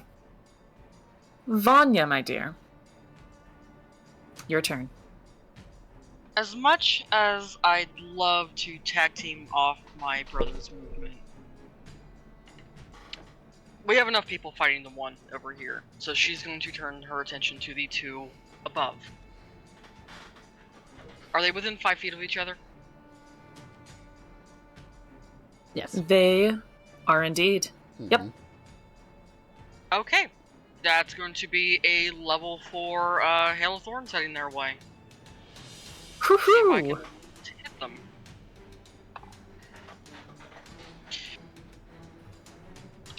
$25 to hit.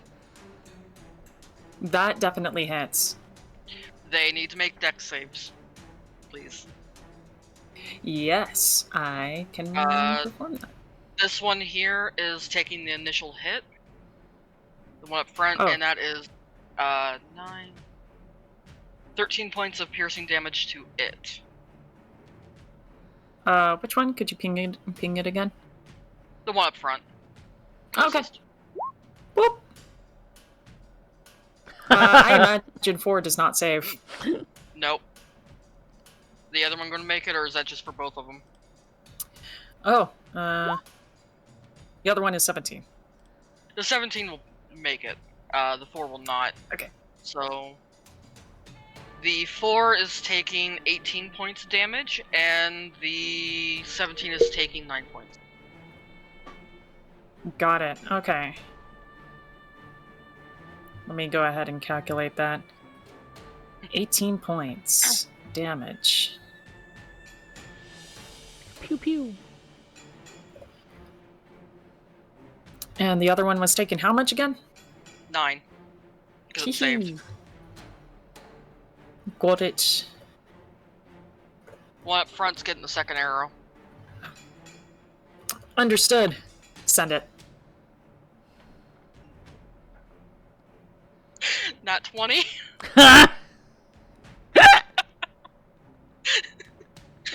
It's only when I'm DMing that we're getting rolls like this.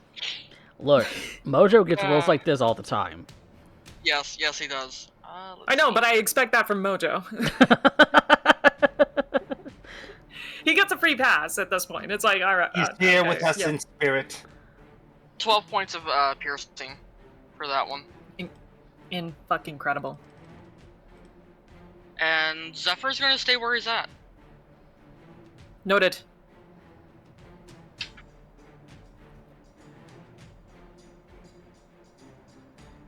All right. You finally see, rounding the corner, a third creature arriving to the scene. All 3 of them now apparent to you. Their chittering continues. Flashes of images continue to spawn in your mind. The creeping hair grows up further and further along the tree and the bark. It crawls across the entire ceiling of the chasm in this vision before it cascades down and spirals, landing onto the ground, drawing up from it an energy. And then, at this point, you're met with another vision. Another piece of these thoughts, this telepathy. And all of you hear it. As if in an entire auditorium were chanting it.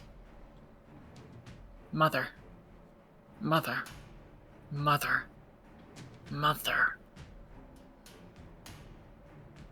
Thousands and thousands of voices in your heads. Before you're released from it for a fleeting moment.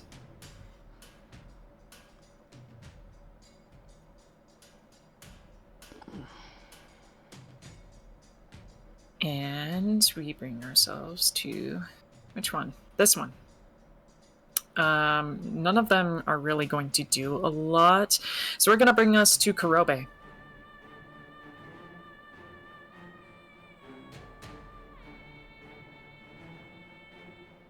What you up to, my man?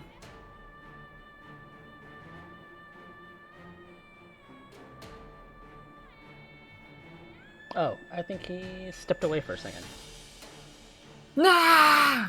No, that was ages We can go ago. back to- Never mind. At Yeah, least no. what he posted Kurobe. in chat. Oh, sorry. Was talking to my mother. You're good. Oh god, he's my part turn? of the cult. He's affected by the thing. Join us. Mother. All right, my turn. Yep. All right.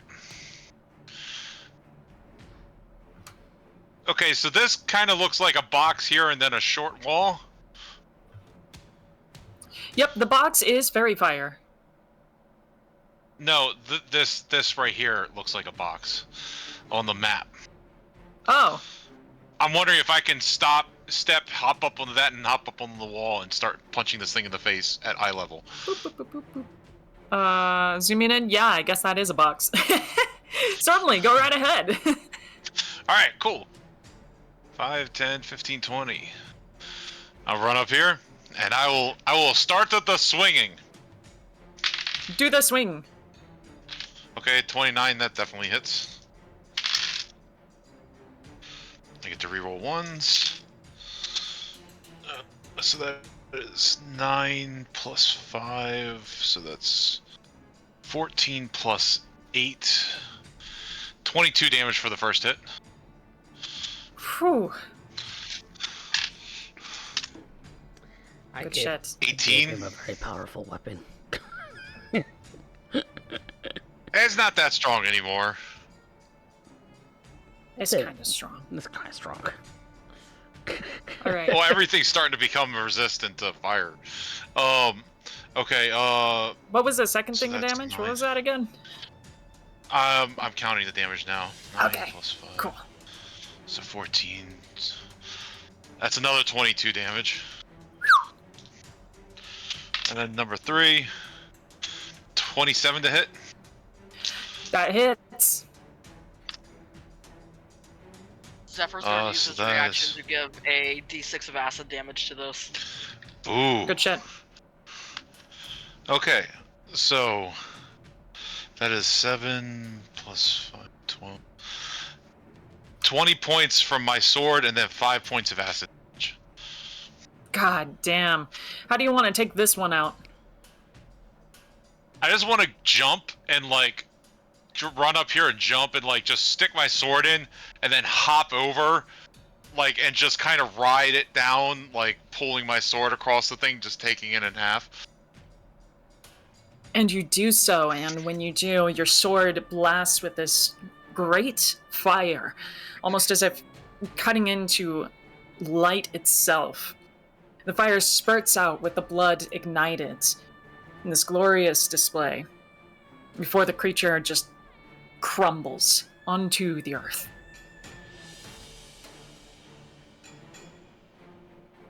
Cool. There are still...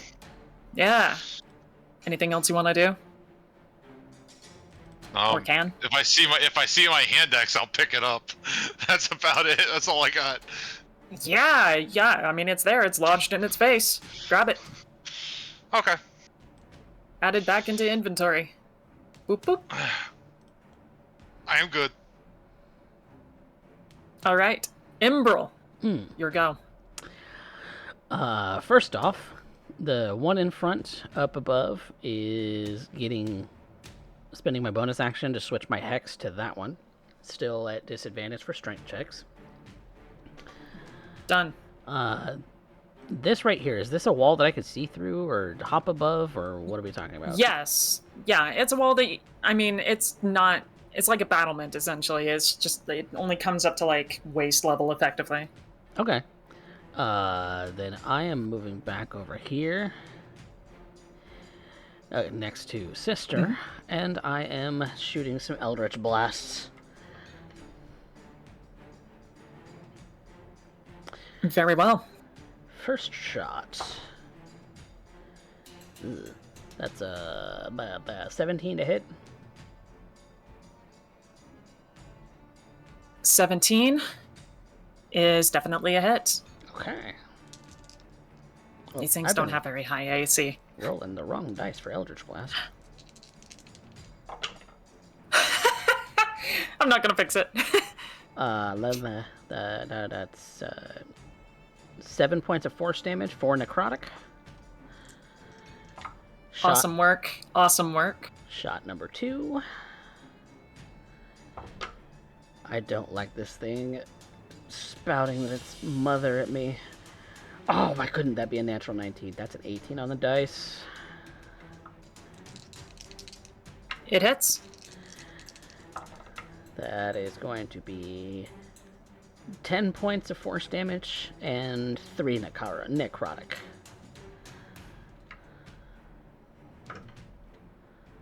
Good work.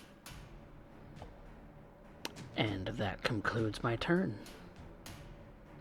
Embrel, I imagine every time you use Eldritch Blast with the Hex, it's like you're basically doing like Force Lightning. You just got your hands out and your sword raised, and it just electricity is shooting in between you and this chasm across it to directly hit into this creature.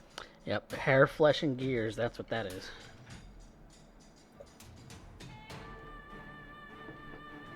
I love it. All right, and now this creature, or rather all three of them, are going to continue with this chanting in your mind, and it gets louder. It goes from this auditorium of 1,000 voices, and it becomes louder. But there's a difference that changes with it. You notice the voices are morphing into your own. Mother, mother, mother, mother. Like a beating heart, one and whole of yourself. As if they're trying to make you a part of them. And it's at that point that the board changes. The roots around you split, shift. The squirming creasing through all of the walls and the tiles, shifting and churning until they break out loose and change the nature of the very landscape itself. There's something obscure, disgusting, and fleshy about them as they continue to move and squirm like worms, insects, wrapping around different surfaces, seeking for something, a connection, a purpose. But their direction, feeling more and more focused. For those of you who move across any of these, not only does it count as rough terrain, but the board itself now has an option to grapple you. That grapple happens on its own initiative. Let me go ahead and roll that.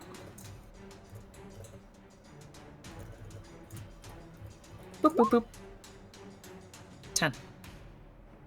Doo, doo, doo. You rolled a d10, though, And if not I a re- d20. Oh, shit, did I? Yeah. Yeah, let me fix that. That habit. All right. Well, that decided that. So that's gonna happen right after Ambrel's turn on initiative. Bottom of the round. Got it. Yeah. So, dumb question considering Vanya's in one of the squares right now. You're considered in rough terrain, and no, it is not a type of terrain that you can easily traverse. That's Because it's fine. not just terrain that's... Yeah, it's not just like mud or anything like that. It's shit wrapping around your legs. Yeah. Okay, nope. That means I'll have to move forward a little bit, but that's fine. Mm-hmm. Was curious. Cool. All right. Top of the round. Alira. Okay.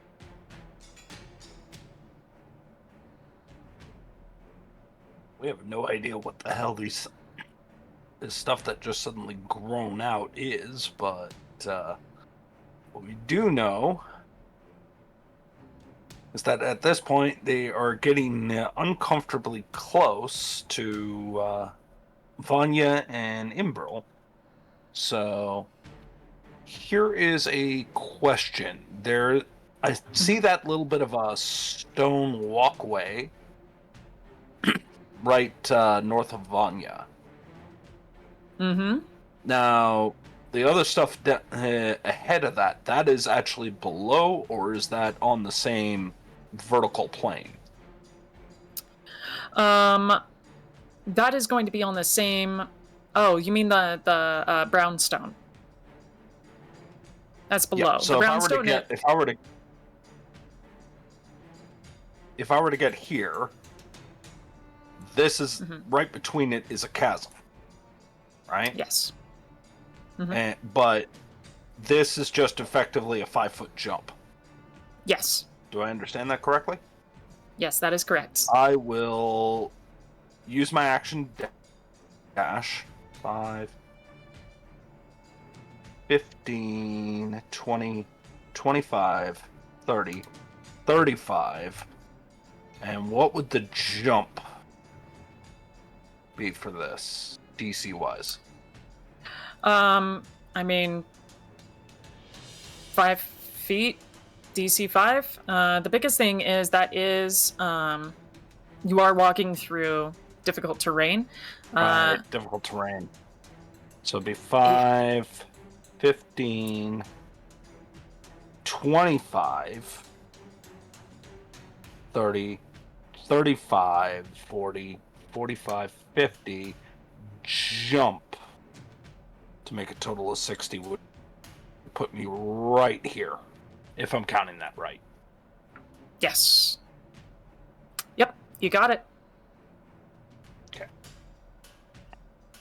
So DC 5 athletics. You got it. Yeah, I don't think more than enough. More than enough.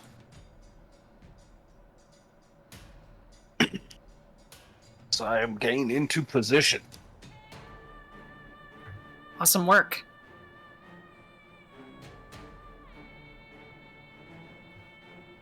All right. And that's my entire Vanya. turn.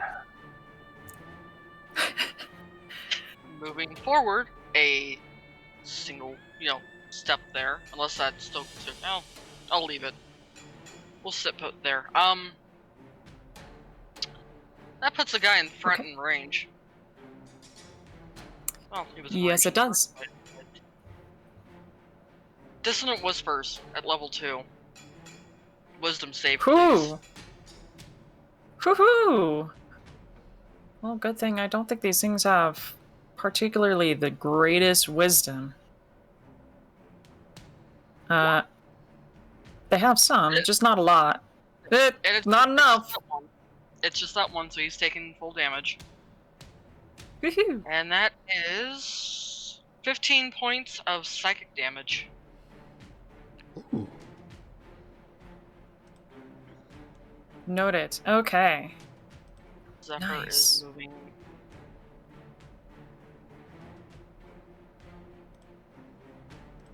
You hear it screech when you inflict the psychic damage upon it, and for a moment it stops its chittering while the other two pause, but then they continue again. Okay. And bonus action, Illyra gets Bardic Inspiration.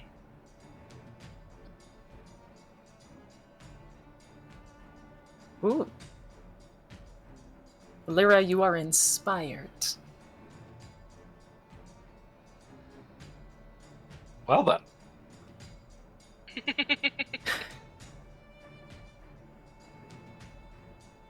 Alright, let's see. Who is who in this mess? You is you. Okay. So, can you fit through there? Barely. 1, 2, 3. You notice as it passes in between the rubble, it doesn't have as much conflict getting through any sort of neither the rubble nor anything else around it in the area. It's big, but it's not obstructed by difficult terrain. I think it can get just about right there, which is just in range to finally do something. I've gone basically this whole combat without rolling dice. This is great.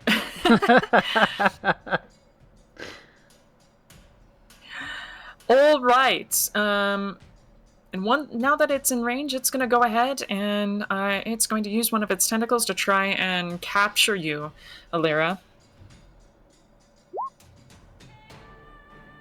12 definitely does not hit. I know that for a fact. No, it does not. No. So, it does not succeed on its effort.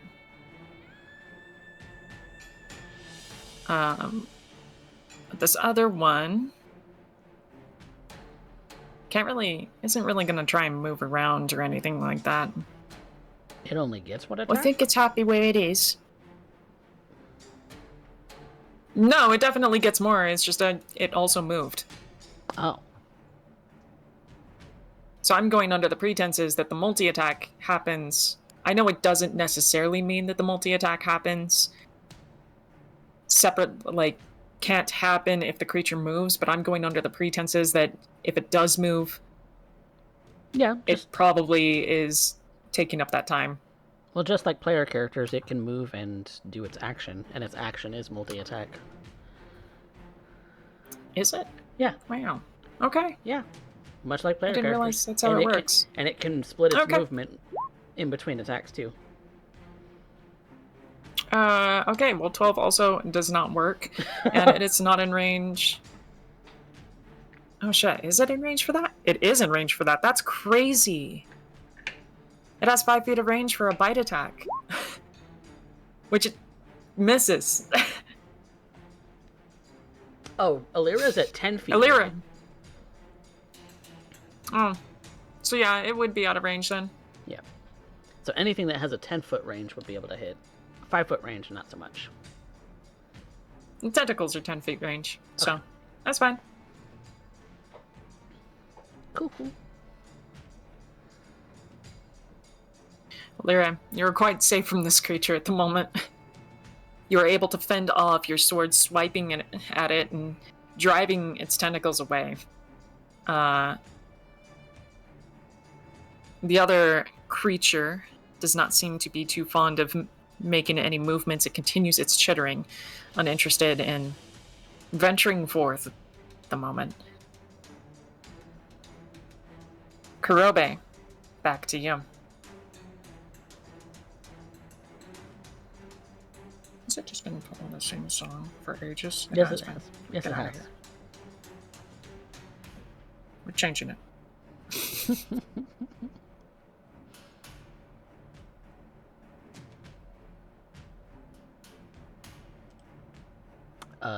If you want, you can hit Okay. play on the shuffle. Play on the playlist, I and know. you shouldn't get stuck. That's what I'm doing.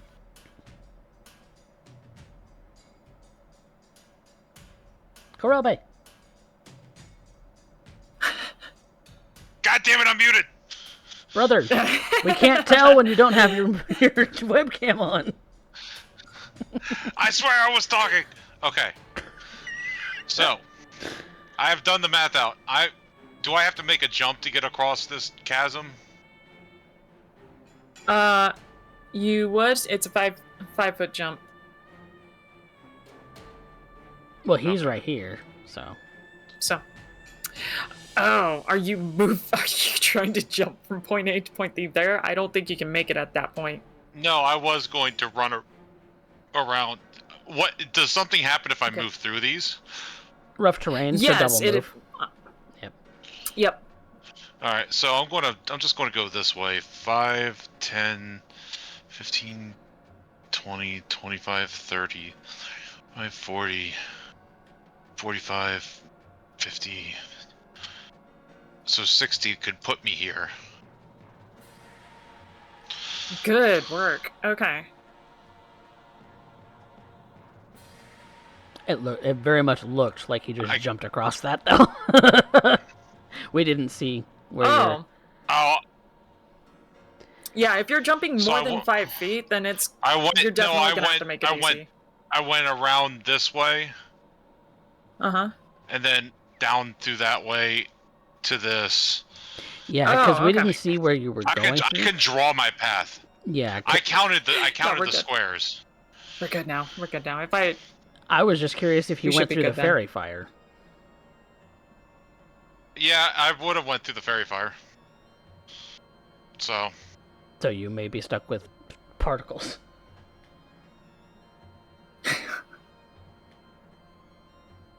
That's a good question. I thought Fairy Fire only imposed the disadvantage if you were within the. It's the way that it's been kind of debated is Each object in a 20-foot cube within range is outlined. Any creature in the area within the spell is cast is also outlined in light if it fails a dexterity save. For the duration, up to 1 minute, objects and affected creatures shed a dim light at 10-foot radius. Any attack rolls against the creature. So it's not while you're in it. It's if you fail the save, you are illuminated for the next 10 rounds from its cast start. But only until at then. the pop. So once you're affected, Okay. you can leave. So any creature that was in it at the pop, or in if something walks in during the duration. yeah, yeah. I've always thought that it was like an explosion that covered stuff in dust. Yeah, that's where the debate. It's happens. not like it's. So it depends on how you want to rule it, there, Spectre. Because I'm putting this in your hands. Any creature in the area when the spell is cast. Okay. So Never mind. specific wording. Yeah. Just wanted to clarify that. No complications. Yep, no complications there, Kurobe. Continue on. Is there anything else you would like to do, or is that all? I believe that you would have had to take a dash to get there, wouldn't you? Yep, I took a dash to get there, and I'm just going to yell at this thing. Yell at it! Ah! It yells back. That was the best I got. That's the best roar.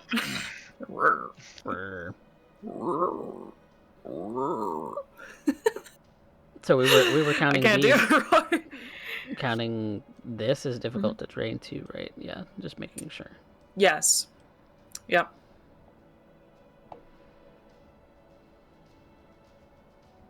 All right. In that case, Kurobe, your turn is done with that. Imbril, it's on you. On me. On you. I don't like that these things are chittering at me and shouting "Mother." I don't like that. I don't like that at all. No? No. You sure? No. No. I do, but I don't. But- I do, but I don't. Imbril, it's where you belong.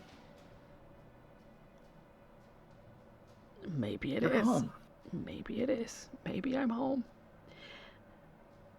But I'm here on a mission with my companions. And my companions want these things destroyed, so that's what I'm going to do.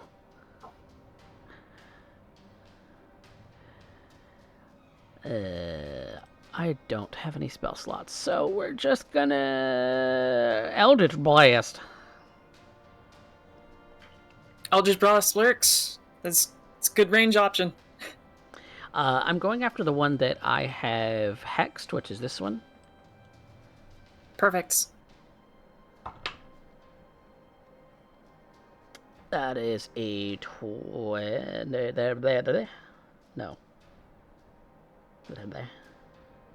to hit. 25 hits. Literally, if you get anything above a 15, like, you're all set. That's not its actual AC, but, like, y'all have been rolling, like, 20-somethings, and I'm just like...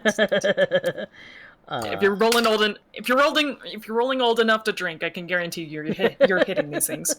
Right. So that's 6 points of force damage, 6 points of necrotic damage on the first strike. Good work. Second strike. Ooh, that's a 19 on the dice. That means I crit. Hell yeah, take that crit. 19 crits are so good. Yes, because that is part of being a champion fighter.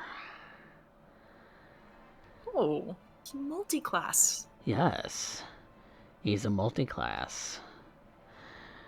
I'm just going to make sure that it's not just on weapon attacks. Is that all attacks? Oh, your weapon attacks score a critical hit on a 19 or 20. This isn't a weapon attack, it's a spell. So, it doesn't count. Sad. Whap whap, Sag. But I still get my damage. I still hit.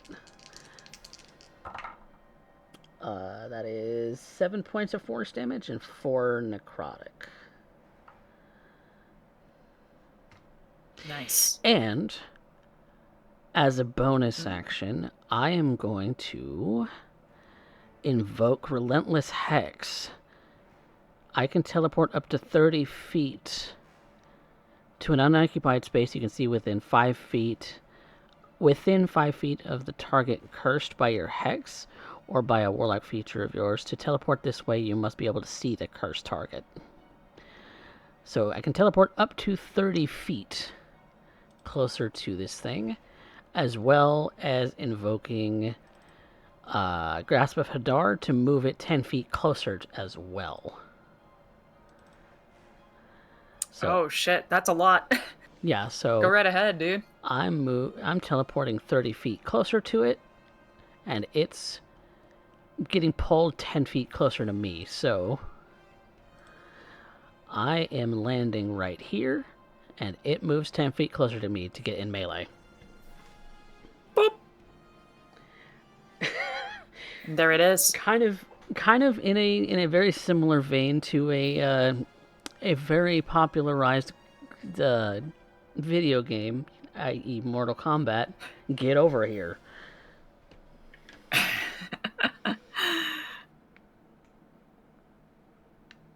Good shit, my guy. Yep.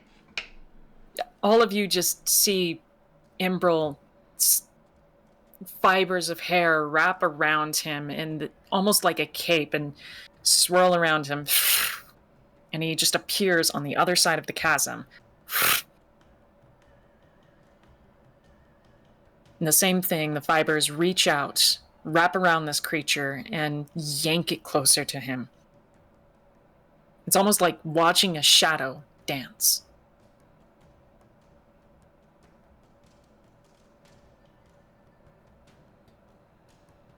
And we bring ourselves to the landscape's turn. In this moment, Vanya, I need you to make 2 checks for me. I need you to make a DC... I need you to make a strength check. I think it... Would it be athletics? Yep, athletics. If I think it's just straight grapple, up... Yeah. Yeah. Athletics? Athletics. Send it. or Athletics acrobatics? for both you and Zephyr. Yeah. Okay. Vanya has... Where is it? There it is. 22. Okay, you pass. Let me get over to Zephyr. His is just... But... Okay, straight strength then. Doggo's gonna nat 20. Dog is fine. As the roots seem to grow and stretch, the bark splitting apart to reveal this fleshy mass and substance, it reaches out towards you and attempts to grab onto you, and you manage to find just the slightest bit of footing on to the tiling and pulling yourself away before it has the chance to grip you. Zephyr, I imagine, jumps up onto the battlements, and he barks at you. And whines. Yes, I had to bark. Going into it. We continue on this journey. This one of these. Which one are you? That one. We are close enough for some attacks once again. Imbril, Kurobe, the one right in front of you, is going to go ahead and try and get some attacks down. Imbril, I think it's going to go ahead and target you since you're trying to draw it in closer. And oh boy, does it look like it wants to be closer. Do either of those hit? Armor class 18, so 18 is going to hit and 21. Okay. I need you to make me an athletics or acrobatics check. DC 13. Yeah, let me calculate my damage here real quick. Sorry. You're good. Minus 10, minus 4. So 10, minus 2. Okay. That hurt. Ouch. Ouchie my bones. And you said a athletics check? Yep, athletics or acrobatics, DC 13. Okay. I'm gonna make an acrobatics check because I have a +9 for that. Do you get the grapple check at the beginning? Did I? Let's see. I'm looking at the character sheet. I pulled all of the. Literally had to pull together and handwrite all of the O2 stats. If the target is medium or smaller, it is grappled and restrained until the grapple ends. Okay, so if I want to escape, then I would, on my turn, make an athletics or acrobatics contested. Yeah, it looks like you grabbed. You've been grabbed. I'm just restrained right now. Ugh.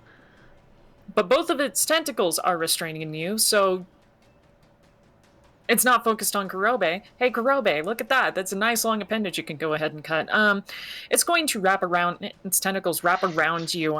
These barbed bits upon it just sink into your armor and your skin. And it opens it's just horrible fangs, this putrid breath, folding around you like a miasma as it draws you into its mouth for its final attack, which is a 21 to hit, and that is 8 damage. If the target is a creature, it must succeed on a DC 15 Constitution saving throw, if you could, please. Sure. I'm good at con saves, sort of.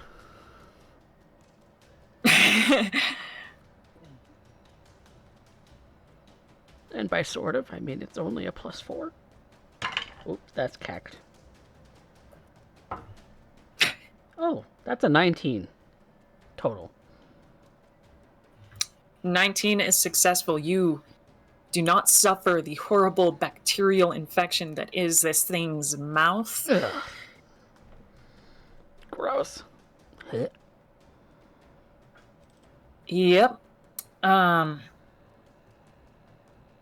Draws you in but it does draw you in and clamp down on your armor, with the armor itself barely resisting against just these jagged fangs, almost more like needles than they are actual teeth. Oh, that would have also and been that brings +3 us to for Alira too, because that would actually, yeah, that would be even more. Because I'm within 10 feet of her. Yeah, she was also grappled earlier. Yeah. Well, Alira, I think it's your turn. Wait, and so he got hit. I'm going to do something I haven't done yet. I'm going to use a reaction. Oh. Oh, I'm going to use a sentinel attack to make a melee send strike it. against. Here's this, Kurobe. Because it'll Yeah. be fun. If you're able, I'm if you listening. were able to get a critical win on this, then I'll do something fun. So good luck. I Send it. sadly only rolled an 18, Damn it. so that is a 28. All right. You see it bite down on Imbril, and the moment it does, you draw your blade and thrust it into the tentacles, and it lodges in, pinning both of the tentacles in through and skewering them like a kebab. Oh, I could have Creature reacted and done screams. something fun too. Damn it. Never mind. Do you want your reaction? Well, it would have been 2 in positive disadvantage on an attack roll, but that's fine. We'll do that some other time. Okay. That is your choice. I keep forgetting I have that. That is 26 damage. Woohoo! Good shit. Oh shit, actually. I have so many abilities as a multi-class. I keep forgetting them all. Okay. Actually, Kurobe, no. I realized I was keeping track of I was behind on keeping track of this thing's health on the calculator. You actually do manage to slice through its tentacles when you shish kebab it. You swipe up and dislodge Imbril from his capture before driving your blade through this thing as well. You're stealing all the kills, my man. What is going on? Really big sword. Well done. Krobe will just kind of reach down and grab you by the back of your armor and stand you back up. Alright, on to the next one. Yes, sir. All right. Lyra. Well, at this point, 5, 10, 15, 30. Are you not restrained by the one in front of you? Am I not? No, none of the tentacle attacks hit. Oh, that's right. They have to hit Yeah. first. Never mind. Yeah, all of them. When they were hitting Lyra, it was like 14, 14. I'm like, no. Nope. She's 18, 20, she's AC 24. I did that. Or no, 24. You're right. For some reason, I'm Jesus like, I wanna God, get it to Derek. 25. I need to get it to 25. I can bring it to 26. Me, when I was playing Rune at level 3, I'm like, coffee. You're like, please don't do this to me. And I'm like, I have to. I am going to... Let's just make it a basic attack at this point. Come on, crit. It's an aberration. You get extra D8s. Come on. I do get extra D8s.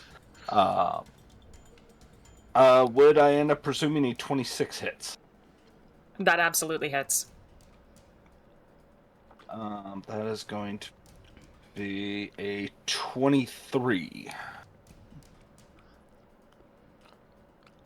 23 points of damage. 23. Yeah. All right. Ooh. Wow. Does a 17 hit? It does. Okay. 15. That's 28. Jesus. That was 28 points of damage. Mm-hmm. Jesus. Not bad. Look at us having favorite enemies and everything.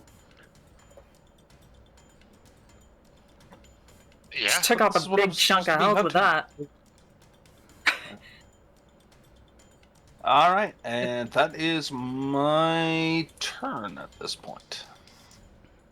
Awesome work. Your blade sings tried and true. Lolth looks down upon you this day. Literally, you're in a hole. Vanya. Okay. The furthest one out is going to get an arrow. At 25 to hit. Whoo-hoo, that definitely hits. And that is 8 points of piercing damage. Good work. It's going to get a second one. As it should. That's cat. 21 to hit. Definitely hits. 9 points damage, and Zephyr's using his reaction on that one for the acid. Plus 6 acid. Do it. Awesome work. Zephyr I imagine he coughs and hacks up just this storm of acid, and your arrows fly through it, shunting into this creature, and its skin dissolving as they do.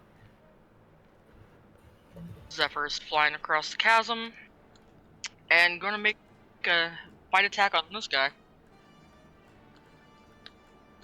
Awesome. Is that considered flanking with Lyra for him? Yep. Yes, it is. You're right.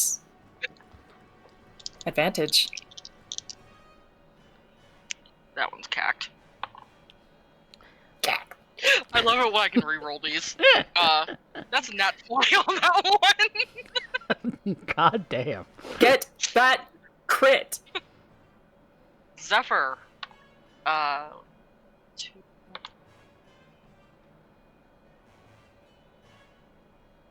13 points piercing. And 3 points acid. Damn. I imagine Zephyr flies across, and in this ravenous, absolutely primal need to hunt, he just lunges at this creature, jumps upon them, and starts ripping at them. He begins to bite down and chomp and clasp and trying to catch its tentacles and rip it off, and soon is playing tug-of-war with all of the extra appendages and bits, ripping them from their sockets. Yep. Mm-hmm. Awesome work. Anything else? That's it. Awesome. I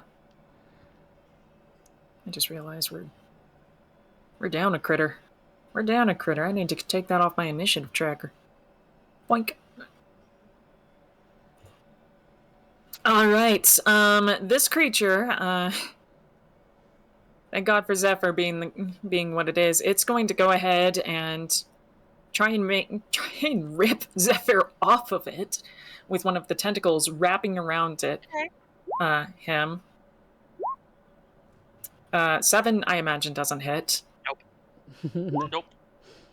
21, I imagine, does. Yes, it does. All It right. does indeed. Okay, Zephyr will take 8 bludgeoning for piercing.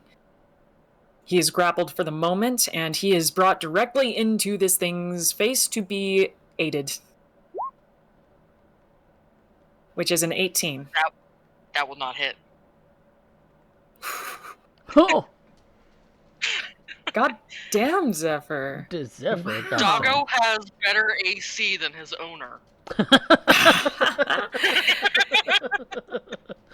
He is grappled for a moment, and he is being shook around like a maraca. As this creature has failed to actually get a proper bite down on him. Something about this wolfish draconic strength able to keep him from entering into its mouth. You ever try and put a cat in a cat carrier and it just like splays out? That's what he doing. Yeah, that's precisely what he's doing. I imagine his wings are playing a good portion of that. Oh yes, absolutely. This other creature begins to crawl forward, and you notice as it traverses over this strange substance, the roots that are slowly coming apart and just like oozing this flesh and sinew. It doesn't act like this is difficult terrain to it at all. In fact, it moves through it, and the tentacles wrap and twirl around it and almost seem to push it forward. Bringing it up to you, again, Imbril, I'm sorry. Hey. Another series of attacks. Does 16 hit? No. No. Then 13 definitely doesn't hit. Nope. It can't hit me. How about 19? 19 does. All right. It is going to chomp down. You take 10 piercing damage. Make a DC 15 Constitution save. Okay. I'm a little hurt. Okay. Ooh. That is 16 plus 4 is 30, 20. Very fucking good. You see, basically what you see is this thing just begins clambering up, thum, thum, thum, thum. And as it does, it has this wavering, almost completely unstable movement to it. Its tentacles flailing and snapping and whipping everywhere.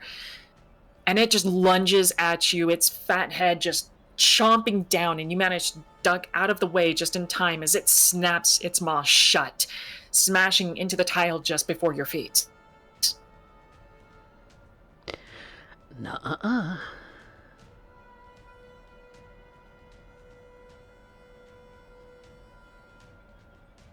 All right. Kurobe. I'm gonna get to cutting. Chop, chop! I am going to do a war cry and make a mighty yell. Oh, what does Warcry do? I am using a thing of fighting spirit.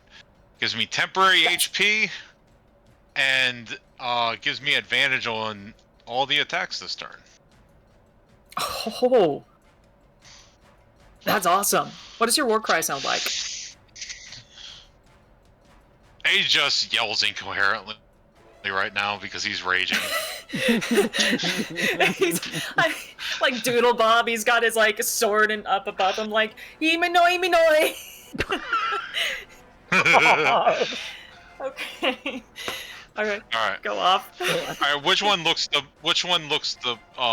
most hurt? The right or the left one? Definitely the right one. Okay, I'll start there. First attack. 23. That hits. Definitely hits. I have to reroll those, so that's 5, 15, 23 damage for the first hit. Awesome work. 26 to hit for the next one. It hits. Just insane. Then, yeah.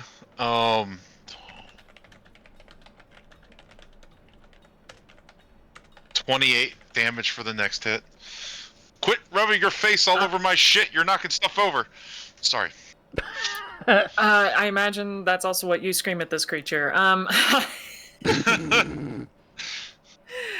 Kurobe, this thing also dies. You are literally getting all of the kill shots to the point that it is a meme. How do you handle this one? I'm gonna just like take a step in, stab, and then jump up and just kind of bisect it. Your sword cleaves, tried and true, straight through this thing's skull. It splits in half and it drops Zephyr. There's a good boy. All right, last attack. Gives a happy little bark. Natural 20. Okay. Get it. get that crit. Alright, this is a lot of dice. Get to re-roll the 1s and 2. Alright, so 10, 15, 20, 25, 30, 8, 38 plus 8 is 46 damage. Jesus.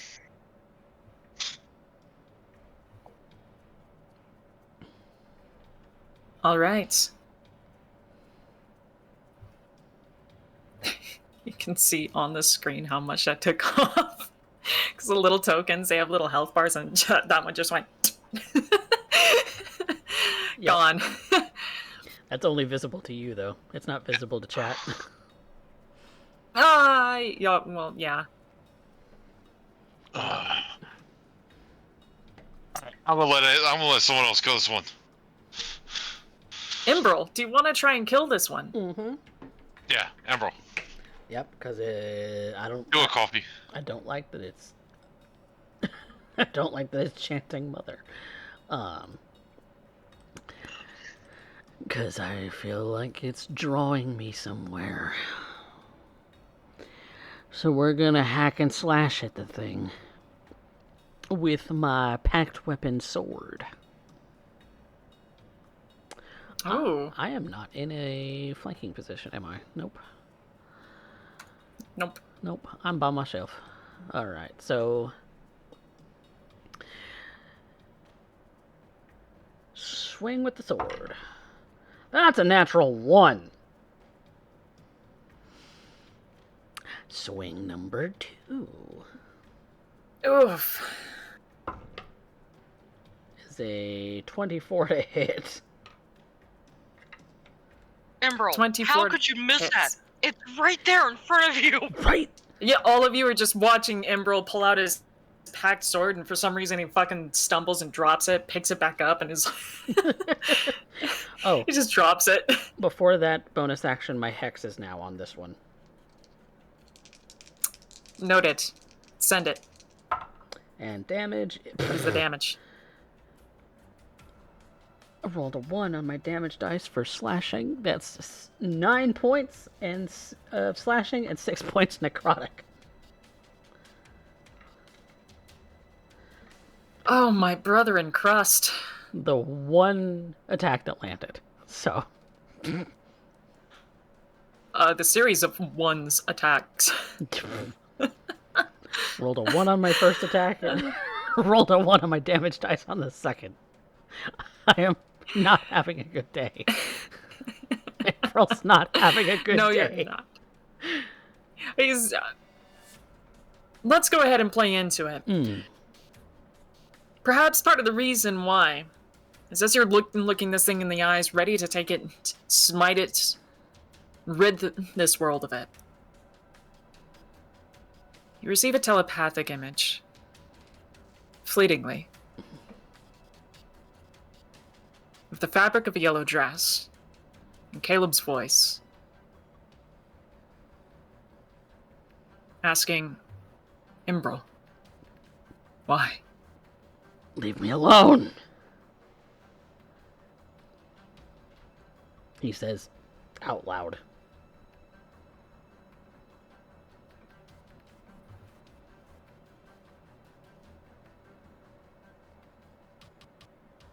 As he Creature. he says it, he shouts out loud as he fumbles the first attack and goes for the second. So That's beautiful.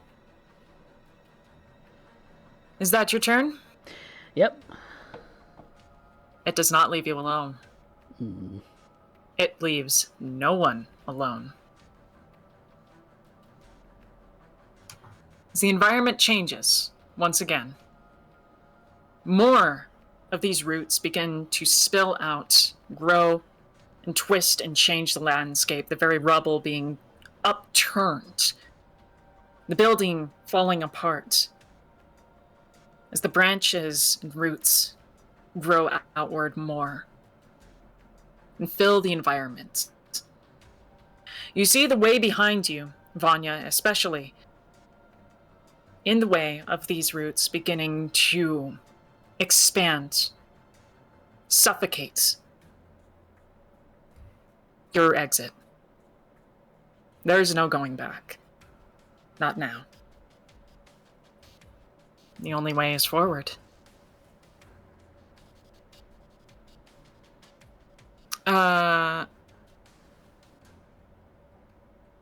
Let's see. Whomstith is on the difficult terrain in question. Vanya, you are within it, and so is Zephyr once again. Of course we are. Lyra, you're kind of on the precipice. Let's do a higher low. You don't go there. Shoo. Lyra, high or low, are you in grapple range? Hi. High. Low, you are in grapple range. I need you to make me an athletics or acrobatics check pretty, please. I think Vanya's gonna make Yeah. acrobatics this time. Just because it makes... That is a dirty 20. You save. You see it right away as the roots begin to grow outward and try to reach for you, and you know well enough to stay the hell away from that. That is 23 for Vanya. And... You save? 21 for Zephyr. Both save. They're slow moving, at least. For now. That brings us top of round. Alira, if you will go ahead and take your turn. Yep. I am going to end up... Alright, now here's a quick question. Mm-hmm. If I stop right here, that gives me advantage due to flanking, but does not put me to be reached by this tendril that we're sitting right beside, correct? Yeah, it only grapples on its initiative turn. Okay. It otherwise acts as rough terrain. Alright, the other portion of it I would end up asking is it avoiding these aberrations that we're currently in combat with, or are they kind of treated as a neutral party where this thing will, whatever these vines are just grabbing whatever? It's the opposite, actually. The vines, the way they shift and move around these aberrations is almost like they're one and the same thing. Extensions of each other. Double checking that. Alright, let's throw hands. That's a natural 2, so I'm going to reroll that. So we're going to ask, does a 16 hit? 16 hits. 16 hits. Okay. Mm-hmm. 5, 6. That would be 19 total on the first one. Excellent And work. the second one, 15. Does it hit? Definitely hits. Okay. Let's do... 15. That is 26 points of damage. How do you want to do this?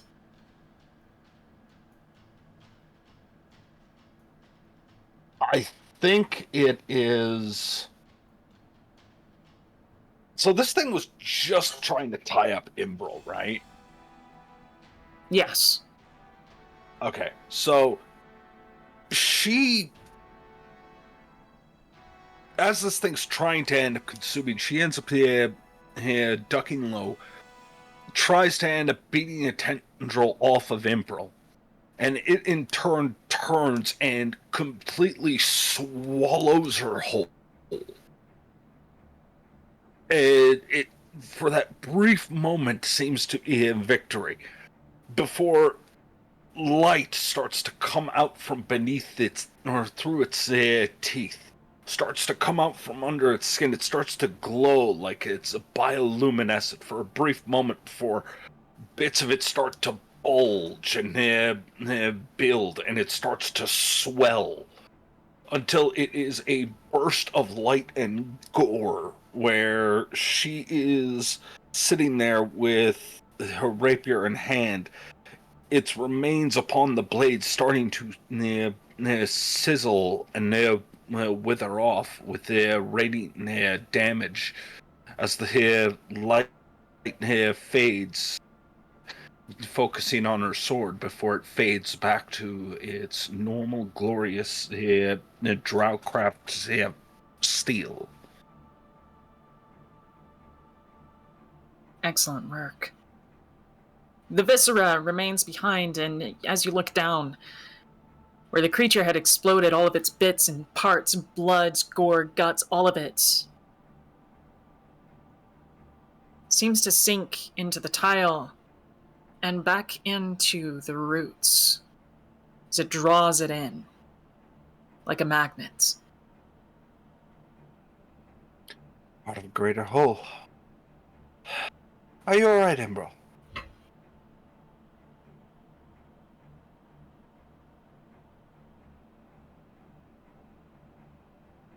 Coffee unfortunately got up. Clearly, Embro's stunned by the close encounter. He's look- in awe. I quickly turn, and I'm presuming we are seeing this lit dais just north of us. What Yes. appears to be, if I'm on first glance, to be some kind of research station or something along those lines, with a great fire into it, maybe even a forge. I look to it, and with this place collapsing, we only have a few moments to end up doing here, so I am going to sprint towards it to end up seeing if there's anything else we can end up gathering. Trying to look for anything that's a little bit easier to maintain or gather, rather than the platinum arches or platinum engravings within the floor that clearly it'll take a bit to peel out, and we're not sure on how long that might take, especially with this place threatening to come down, at least upon last observation. You rush towards, you notice that the roots continue to grow and shift and worm their way through everything. You rush over to this altar, this station of research and documentation where the Everlight candles continue to burn. As you draw near, you shuffle through everything.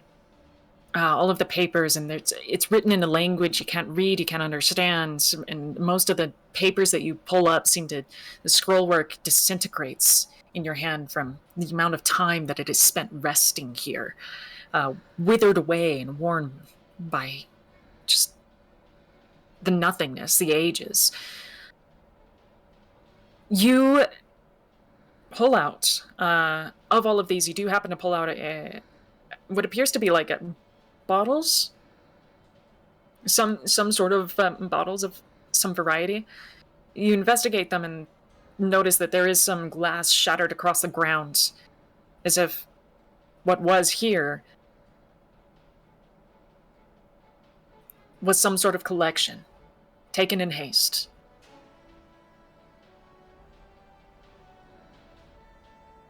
Collection. Go ahead and Okay. take a add to your inventory a potion of resistance. I'll let you know what that is in a bit. Okay.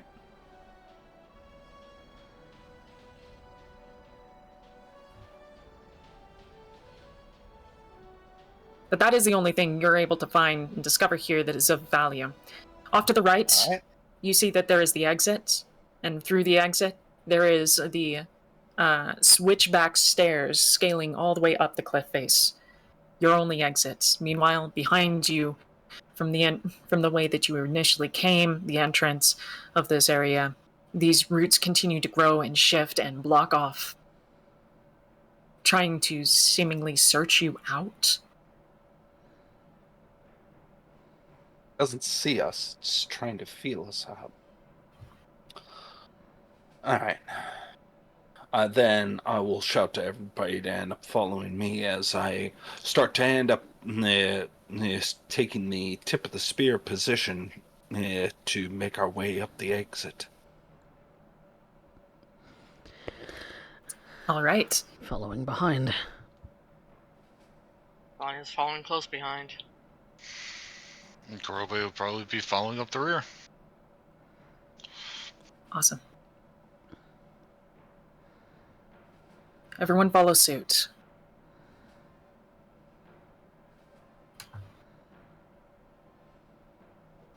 As you find your exit, it is a long traverse. It feels like climbing forever.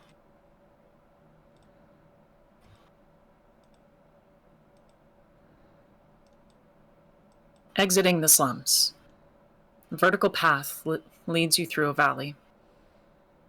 The switchback stairs are made of a fine marble and worn away with time.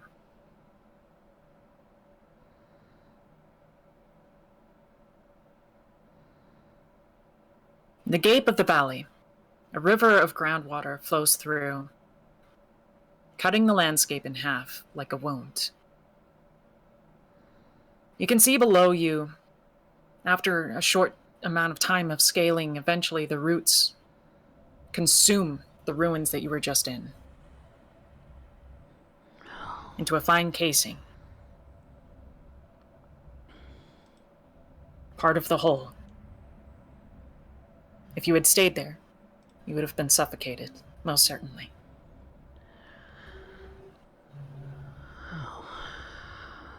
As you gaze down upon the river, flowing through the passages, this valley that is cut through the earth, you're not convinced the waters are safe, either due to rapids or the taint of aberrant powers that may lie beneath. You scale upward, rising higher and higher into the towering buildings, and find yourselves among palaces that are embellished with intricate, bold art upon the walls, carefully hand-painted, tiles with gold and silver leafing that has somehow survived the millennia. Sconces and braziers of Everburn light your way as you march deeper into the opulence of this city. You can't help but notice that there are places for show and places for holding in equal parts. Stage and cell. While the showrooms are glamorous, filled with gemstones, encrusted furnishings, and luxurious silks left to rot to time, the holding chambers are nothing more than cement holes and cellars with shackles upon the walls. The dragons were fond of their toys.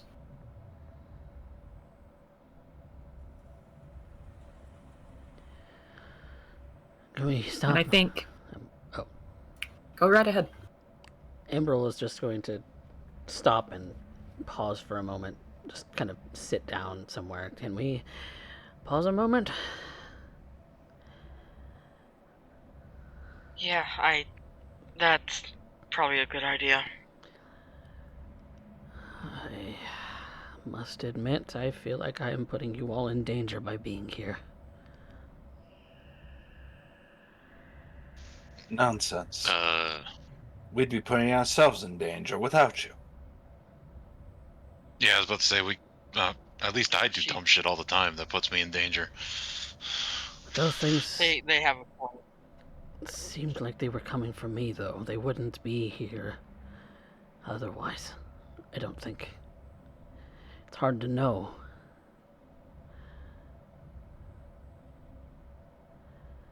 At least they wouldn't be waking if I wasn't here. Gonna go over and kind of sit next to him. I don't think that's the case. I think they would have been here regardless. They would have sought us out regardless, because we're in their territory. But everything You weren't with us.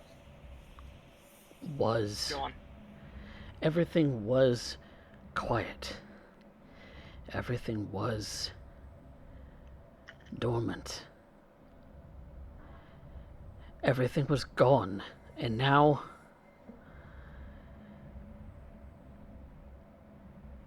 we all shouldn't be. All of us.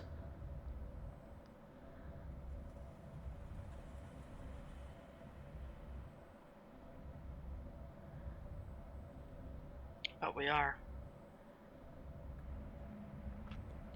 Are you losing your nerve, bro? No,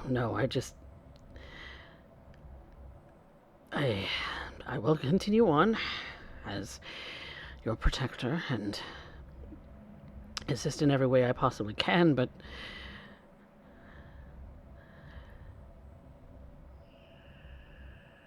I don't know, it just feels like none of us should be here.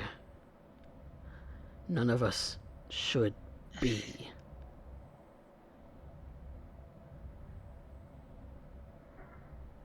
Well, obviously we shouldn't be here, but have to be. As for the other statement, you're not the first one who said that. It's certainly not going to be the last time we've heard it. The last time that I said that to you, Vanya, I attacked you.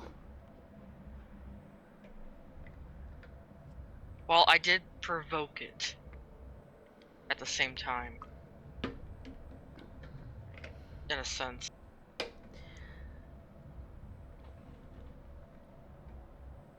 It knows me.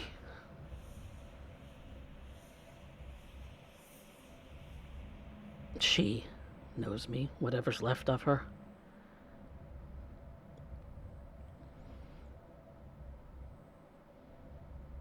You're talking about Mother. Yes. Or you all heard these it. Things.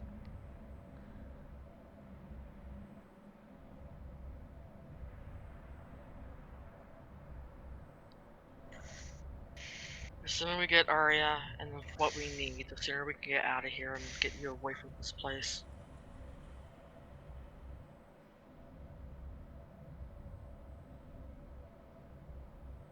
More worried about you than I was when we first got here.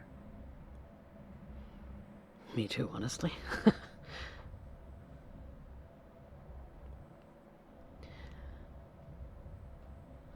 But I'll be fine.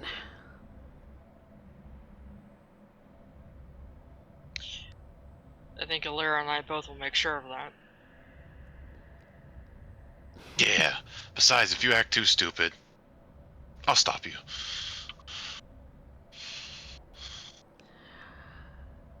Well, if it's any consolation, I don't feel like I could stand up to you, Kurobe.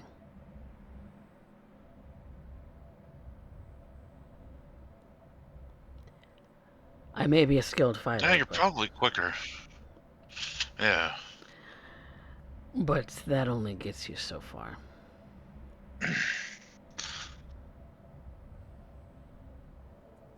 Especially since I came back, not many can stand with me in feats of strength, but strength isn't everything. It's effective, but... You might outclass him on speed now. Quite possibly. But I was always rather fast. Well, that's why the rest of us are here. We can keep up with you.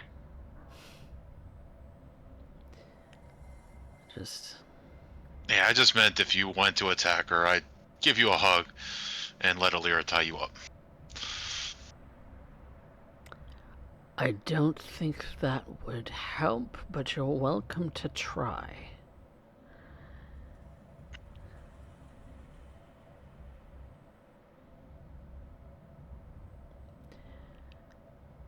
As you may have saw, I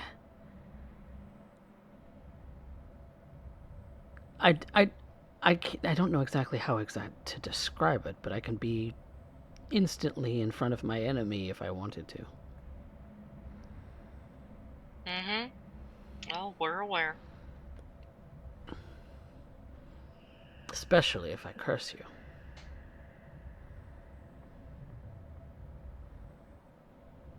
Yeah, good luck getting past, 3 big guys. But I wanted to make sure that you were aware of the danger. In the event. Nothing will happen. We will succeed on our mission and get out here with the platinum, Arya, and whatever treasures Lothne deems us worthy of. Hmm. Anything less would be unacceptable. Gonna pull Yeah. Emerald into a hug. Besides that, we've been aware of the risk since, Caleb. Right. But we're here with you. We're gonna Right. help you in whatever way we can. But I could easily turn into him. Easily. This place is calling me.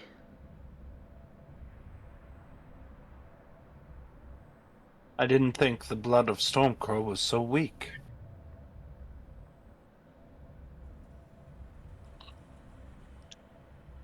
It's like I'm a part of it.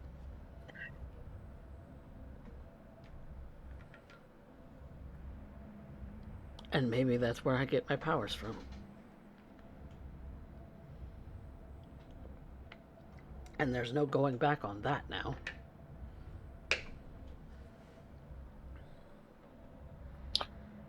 Is it the powers in the man?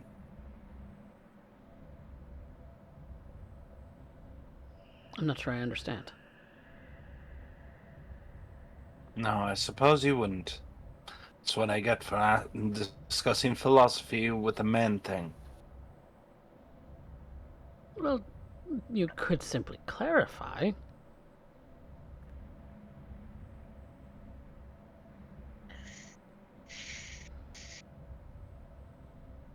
Perhaps we should end up there instead moving forward.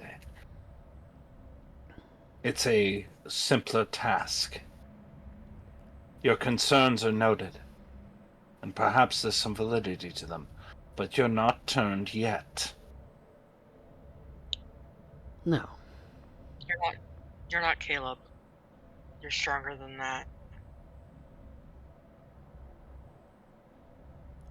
Well, we could at least rest for a moment, as, I'm a little bit injured.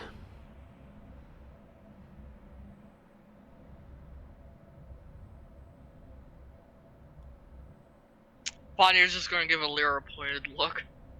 Well, you know what to do. He said he's injured. Just a solid rest would do. An hour, maybe? A snack break?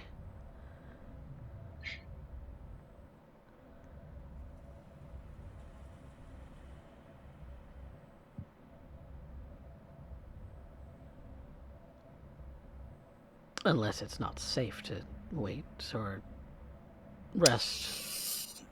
That's a good question. If someone wants to do a survival check, Emerald's doing everything he can to discern rest. the I'll assist. Yeah. I'll assist Vanya. Okay. okay.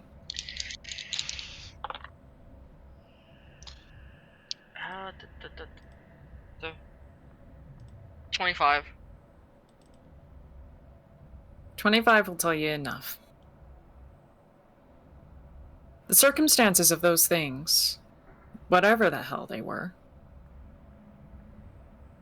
was not random.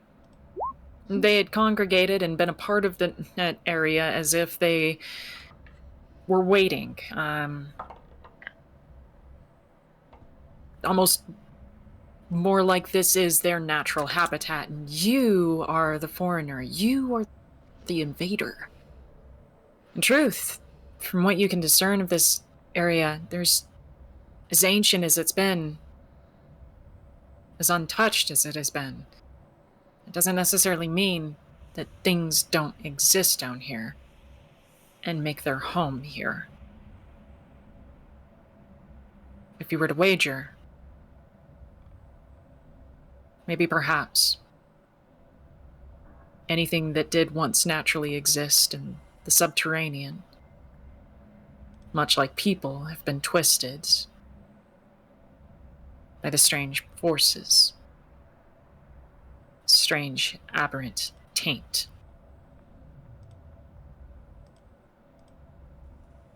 It's not safe. You would have to be on guard. Someone would have to be on guard the entire time that you rest. If you were to do so for a long time, definitely. I think between me and Kurobe, we'd have the guard covered. One strong as fuck, the other one very, very observant. For sure. So, that is to say, mechanically speaking, short rest you could definitely get away with. That would be a non-issue. Long rest is where the issues become, as it would stand. Again, this is a mega dungeon, and it is not anyone's home turf.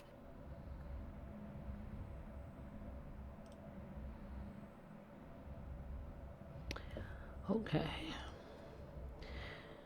In that case, I will recover my spell slots because short rest. I am still concentrating on that hex that I had. Oh wait, no, I'm not. Maybe not.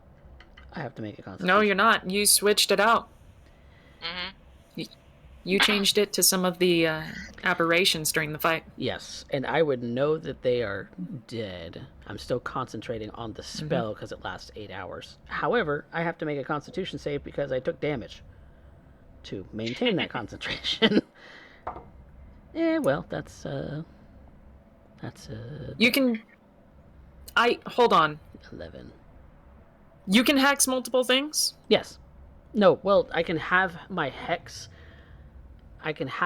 spell last the 8 hours if I'm concentrating.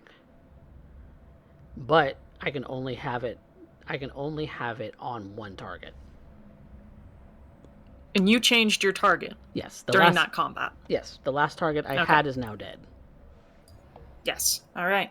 Just making sure. You scrabbled around with what you were saying, and I'm like, No. Hold on. No. Yeah, my concentration on the spell may have waned because I only got an 11 on the D20 roll. Concentration. But, no, actually that would bring it to a 15 for a Constitution saving throw, so... Why are you making a Constitution saving throw if the last target you had died? Well, I took damage from that target. No, because he was getting hit. It's concentration. Yeah. Every time he got hit, he should have been rolling concentration checks. Right. Yeah. That's what I was correcting here.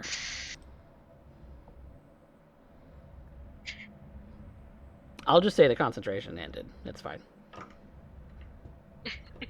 Just to make it not difficult.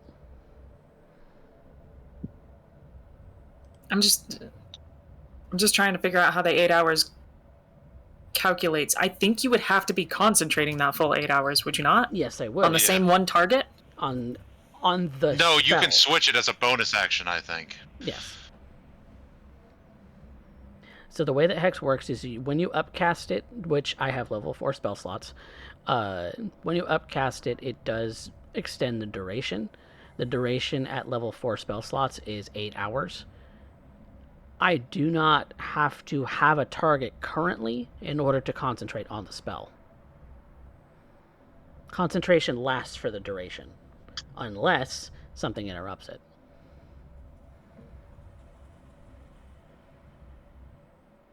So concentration spells that last 10 minutes, for instance, would last the full 10 minutes unless concentration is interrupted.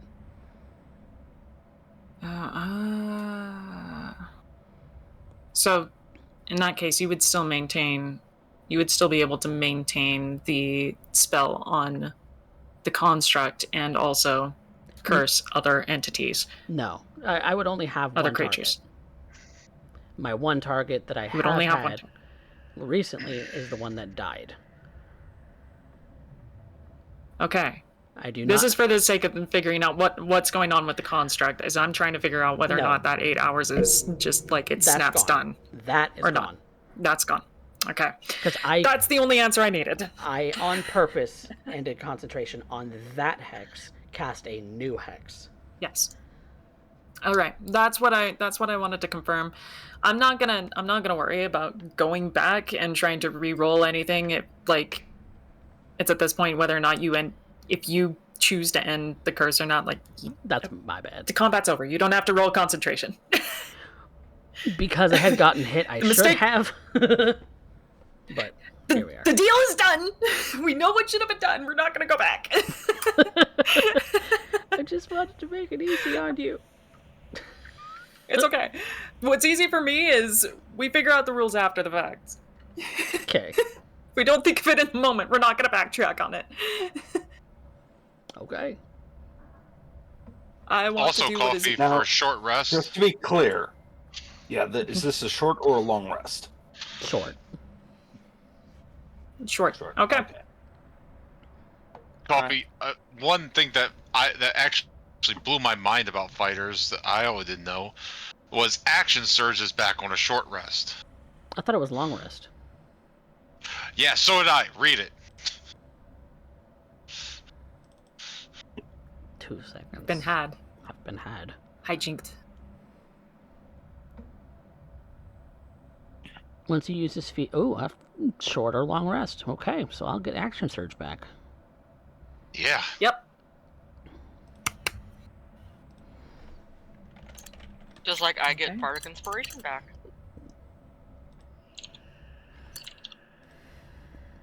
So, I think where we're at, this is a good point to go ahead and call the session, and we will return with a little bit of exploration in the entertainment district of the ancient city of Girona.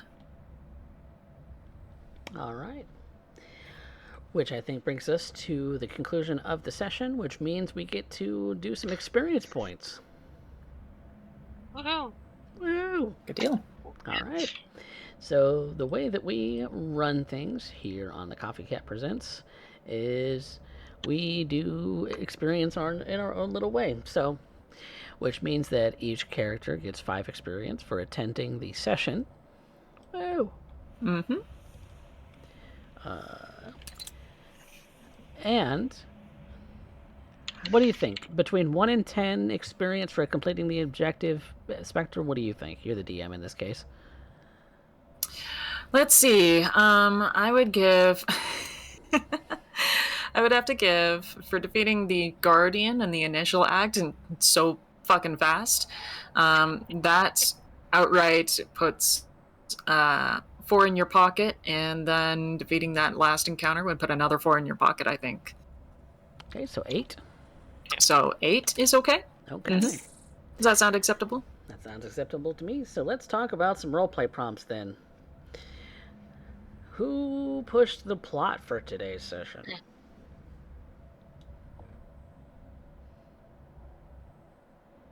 Embryl. What? I don't know how much I did. It's accidentally his personal plot. Whap whap. Emerald. God. I mean, people are... I mean, I'm the guest. I'm the NPC here, guys. Don't care. Okay. Look, here's are the you question. Are you? No. I can argue. I can make this argument very quickly. Right now, in this session, are you a player or are you the GM? Yes or no? Player. Which are you? Player or GM? Player. Okay, you are a player. Okay, is Imbril a character or is he a non-player character? I mean... You being a player immediately makes him a PC, not an NPC. NPCs are a realm of the GM, who you are not at this point. I guess. It's just me arguing semantics. You are a player character at this exact moment, and this vote only goes to the players, of which you now are a member of, due to the fact that Specs decided to end up pulling some bullshit with the they-them energy, as is per normal, to end up stealing that title. Therefore, you are well within your natural portion of being a player character, and thus succumbing to the vote. Try and out logic me, bitch. Yeah, there, logic, bitch. Take your experience. I've never argued myself out of experience so fucking hard in my life.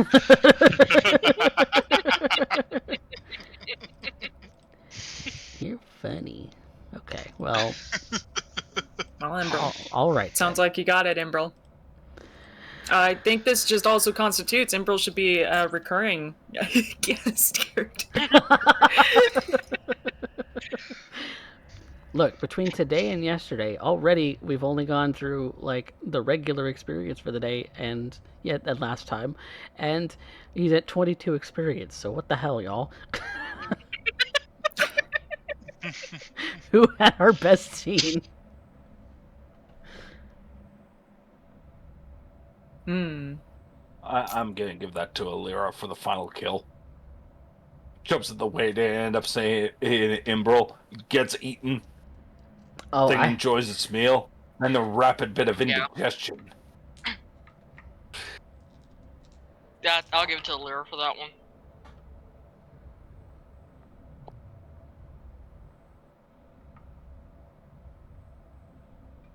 I don't hear nobody vote. debating. Yeah, apparently there's no debates. I can't vote, so I'm shutting the fuck up. I'm staying in my lane. I didn't have a single great scene, but I did kill a lot of them in really cool ways. Yeah. You did. Honestly, I was expecting that big son of a bitch at the bridge to end up being the big things. Like, Right? yeah. That You know thing's coming what up I later. expected? How Spectre was describing shit? I thought those three things were going to morph together into some super kaiju. Right? That's what Oh, I it thought. will. Right? It will. You see, I know for a fact that golem is about to become infested, because at this point, we have been dealing with two separate halves of a single entity. Ugh. Thanks, I hate it.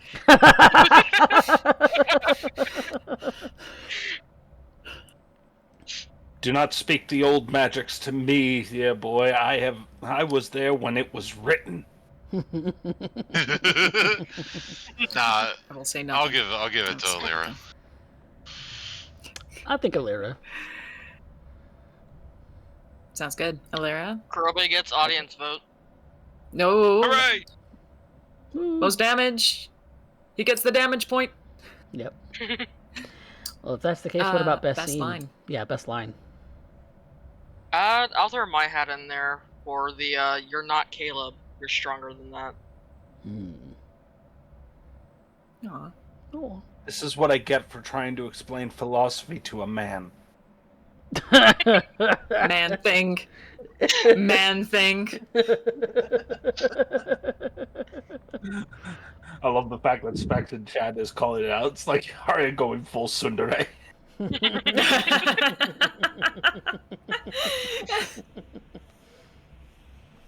He's not an idiot. He's just not afraid. He's Just know that this is going to be a two-way street. So if I ever come across if I ever build a character who ends up insisting that the bitches belong in the kitchen, okay, at that point it's fair game. Understand? I will go both ways on this.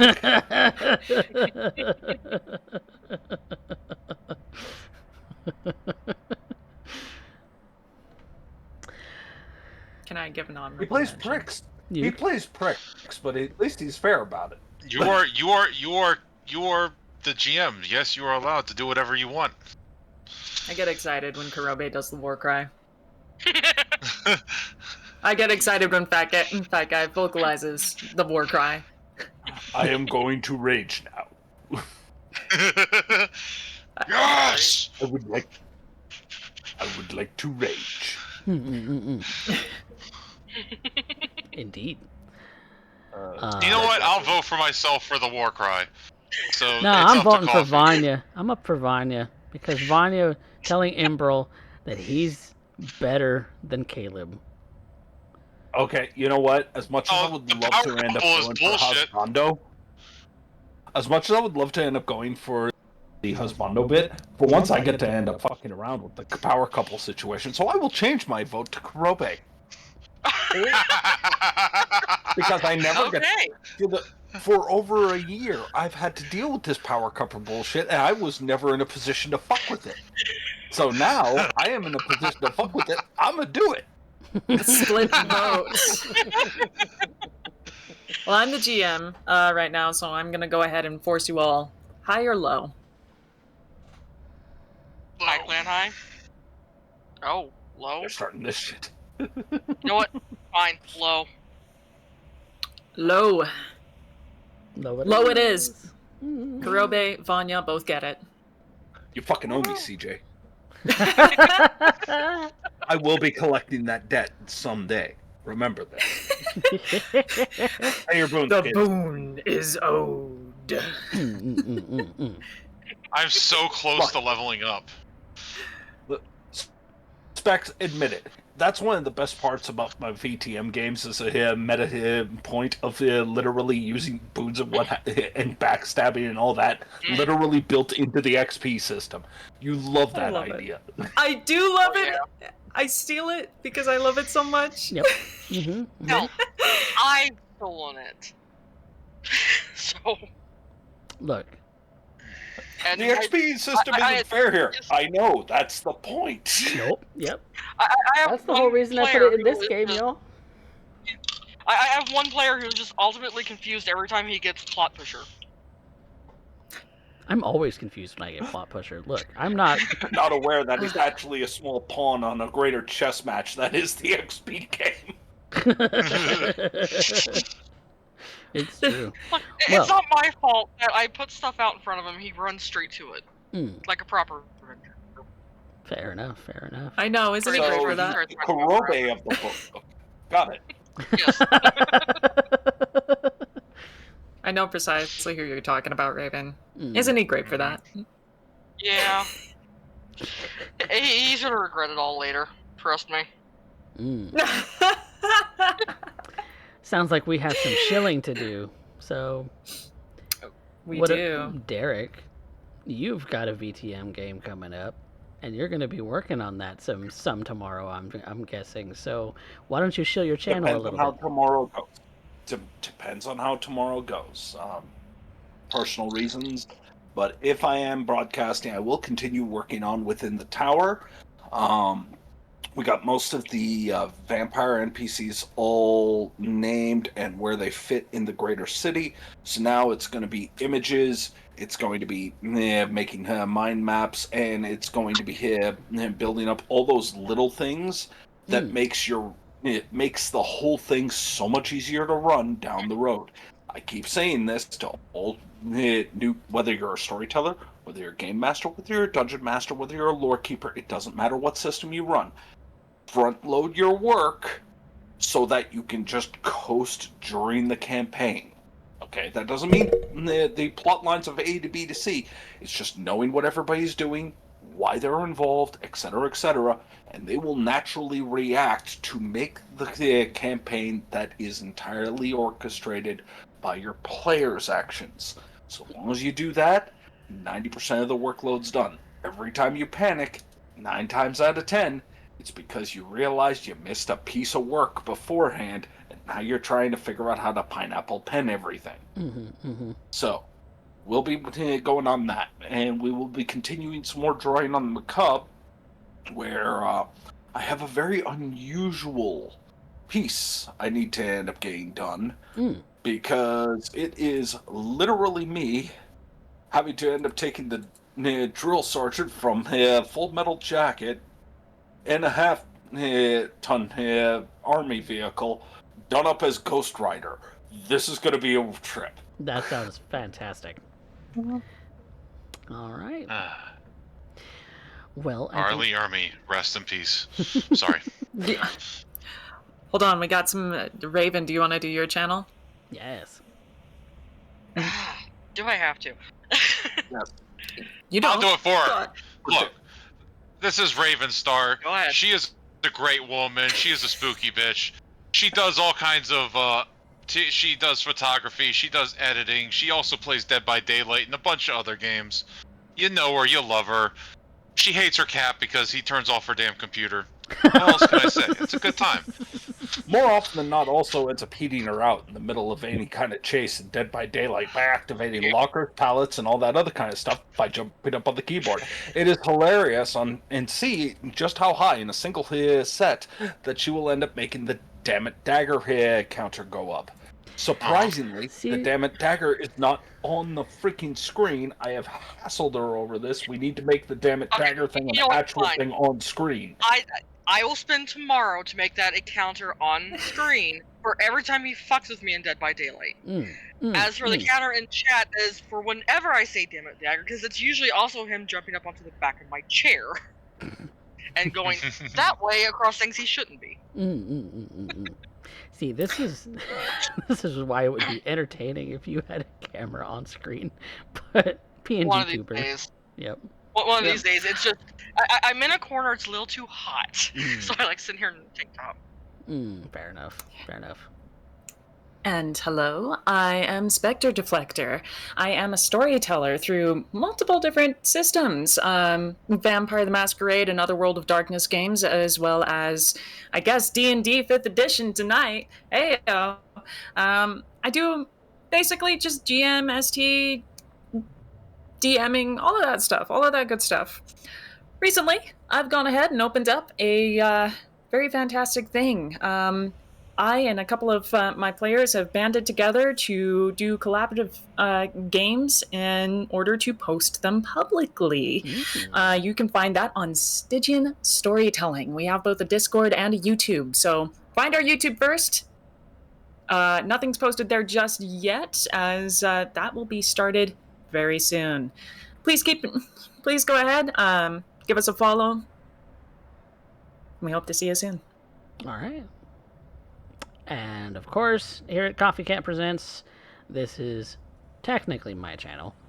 For now, Spectre is the temporary DM for this little jaunt. Yes. But yeah, you can always find all of our stuff. We post everything on YouTube, and we do everything live here on Twitch. So if you want to do the like, subscribe, all of that jazz, do that. Get us the engagement. We'll be putting up more shorts, which are clips related to our games as time goes on.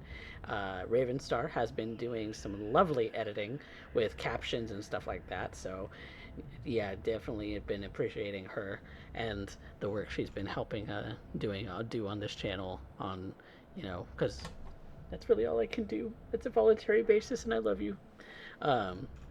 I get bored. That's all there is to it. I appreciate it either way. But yeah, all the VODs go up on YouTube. All of the shorts are going up on YouTube right now. We may start posting them also on TikTok and Instagram, so just be on the lookout for that. All of which are under CoffeeCat Presents. So be on the lookout. Follow us wherever you would like. Come and join us live here on Twitch, and I think that's about all the shilling we can do. So, with that being said, I think it is a perfectly good time to say goodnight, everybody.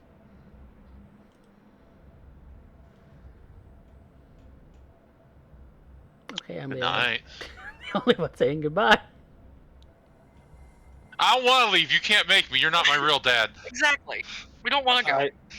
Okay, goodbye. We're going to chain Spectre down.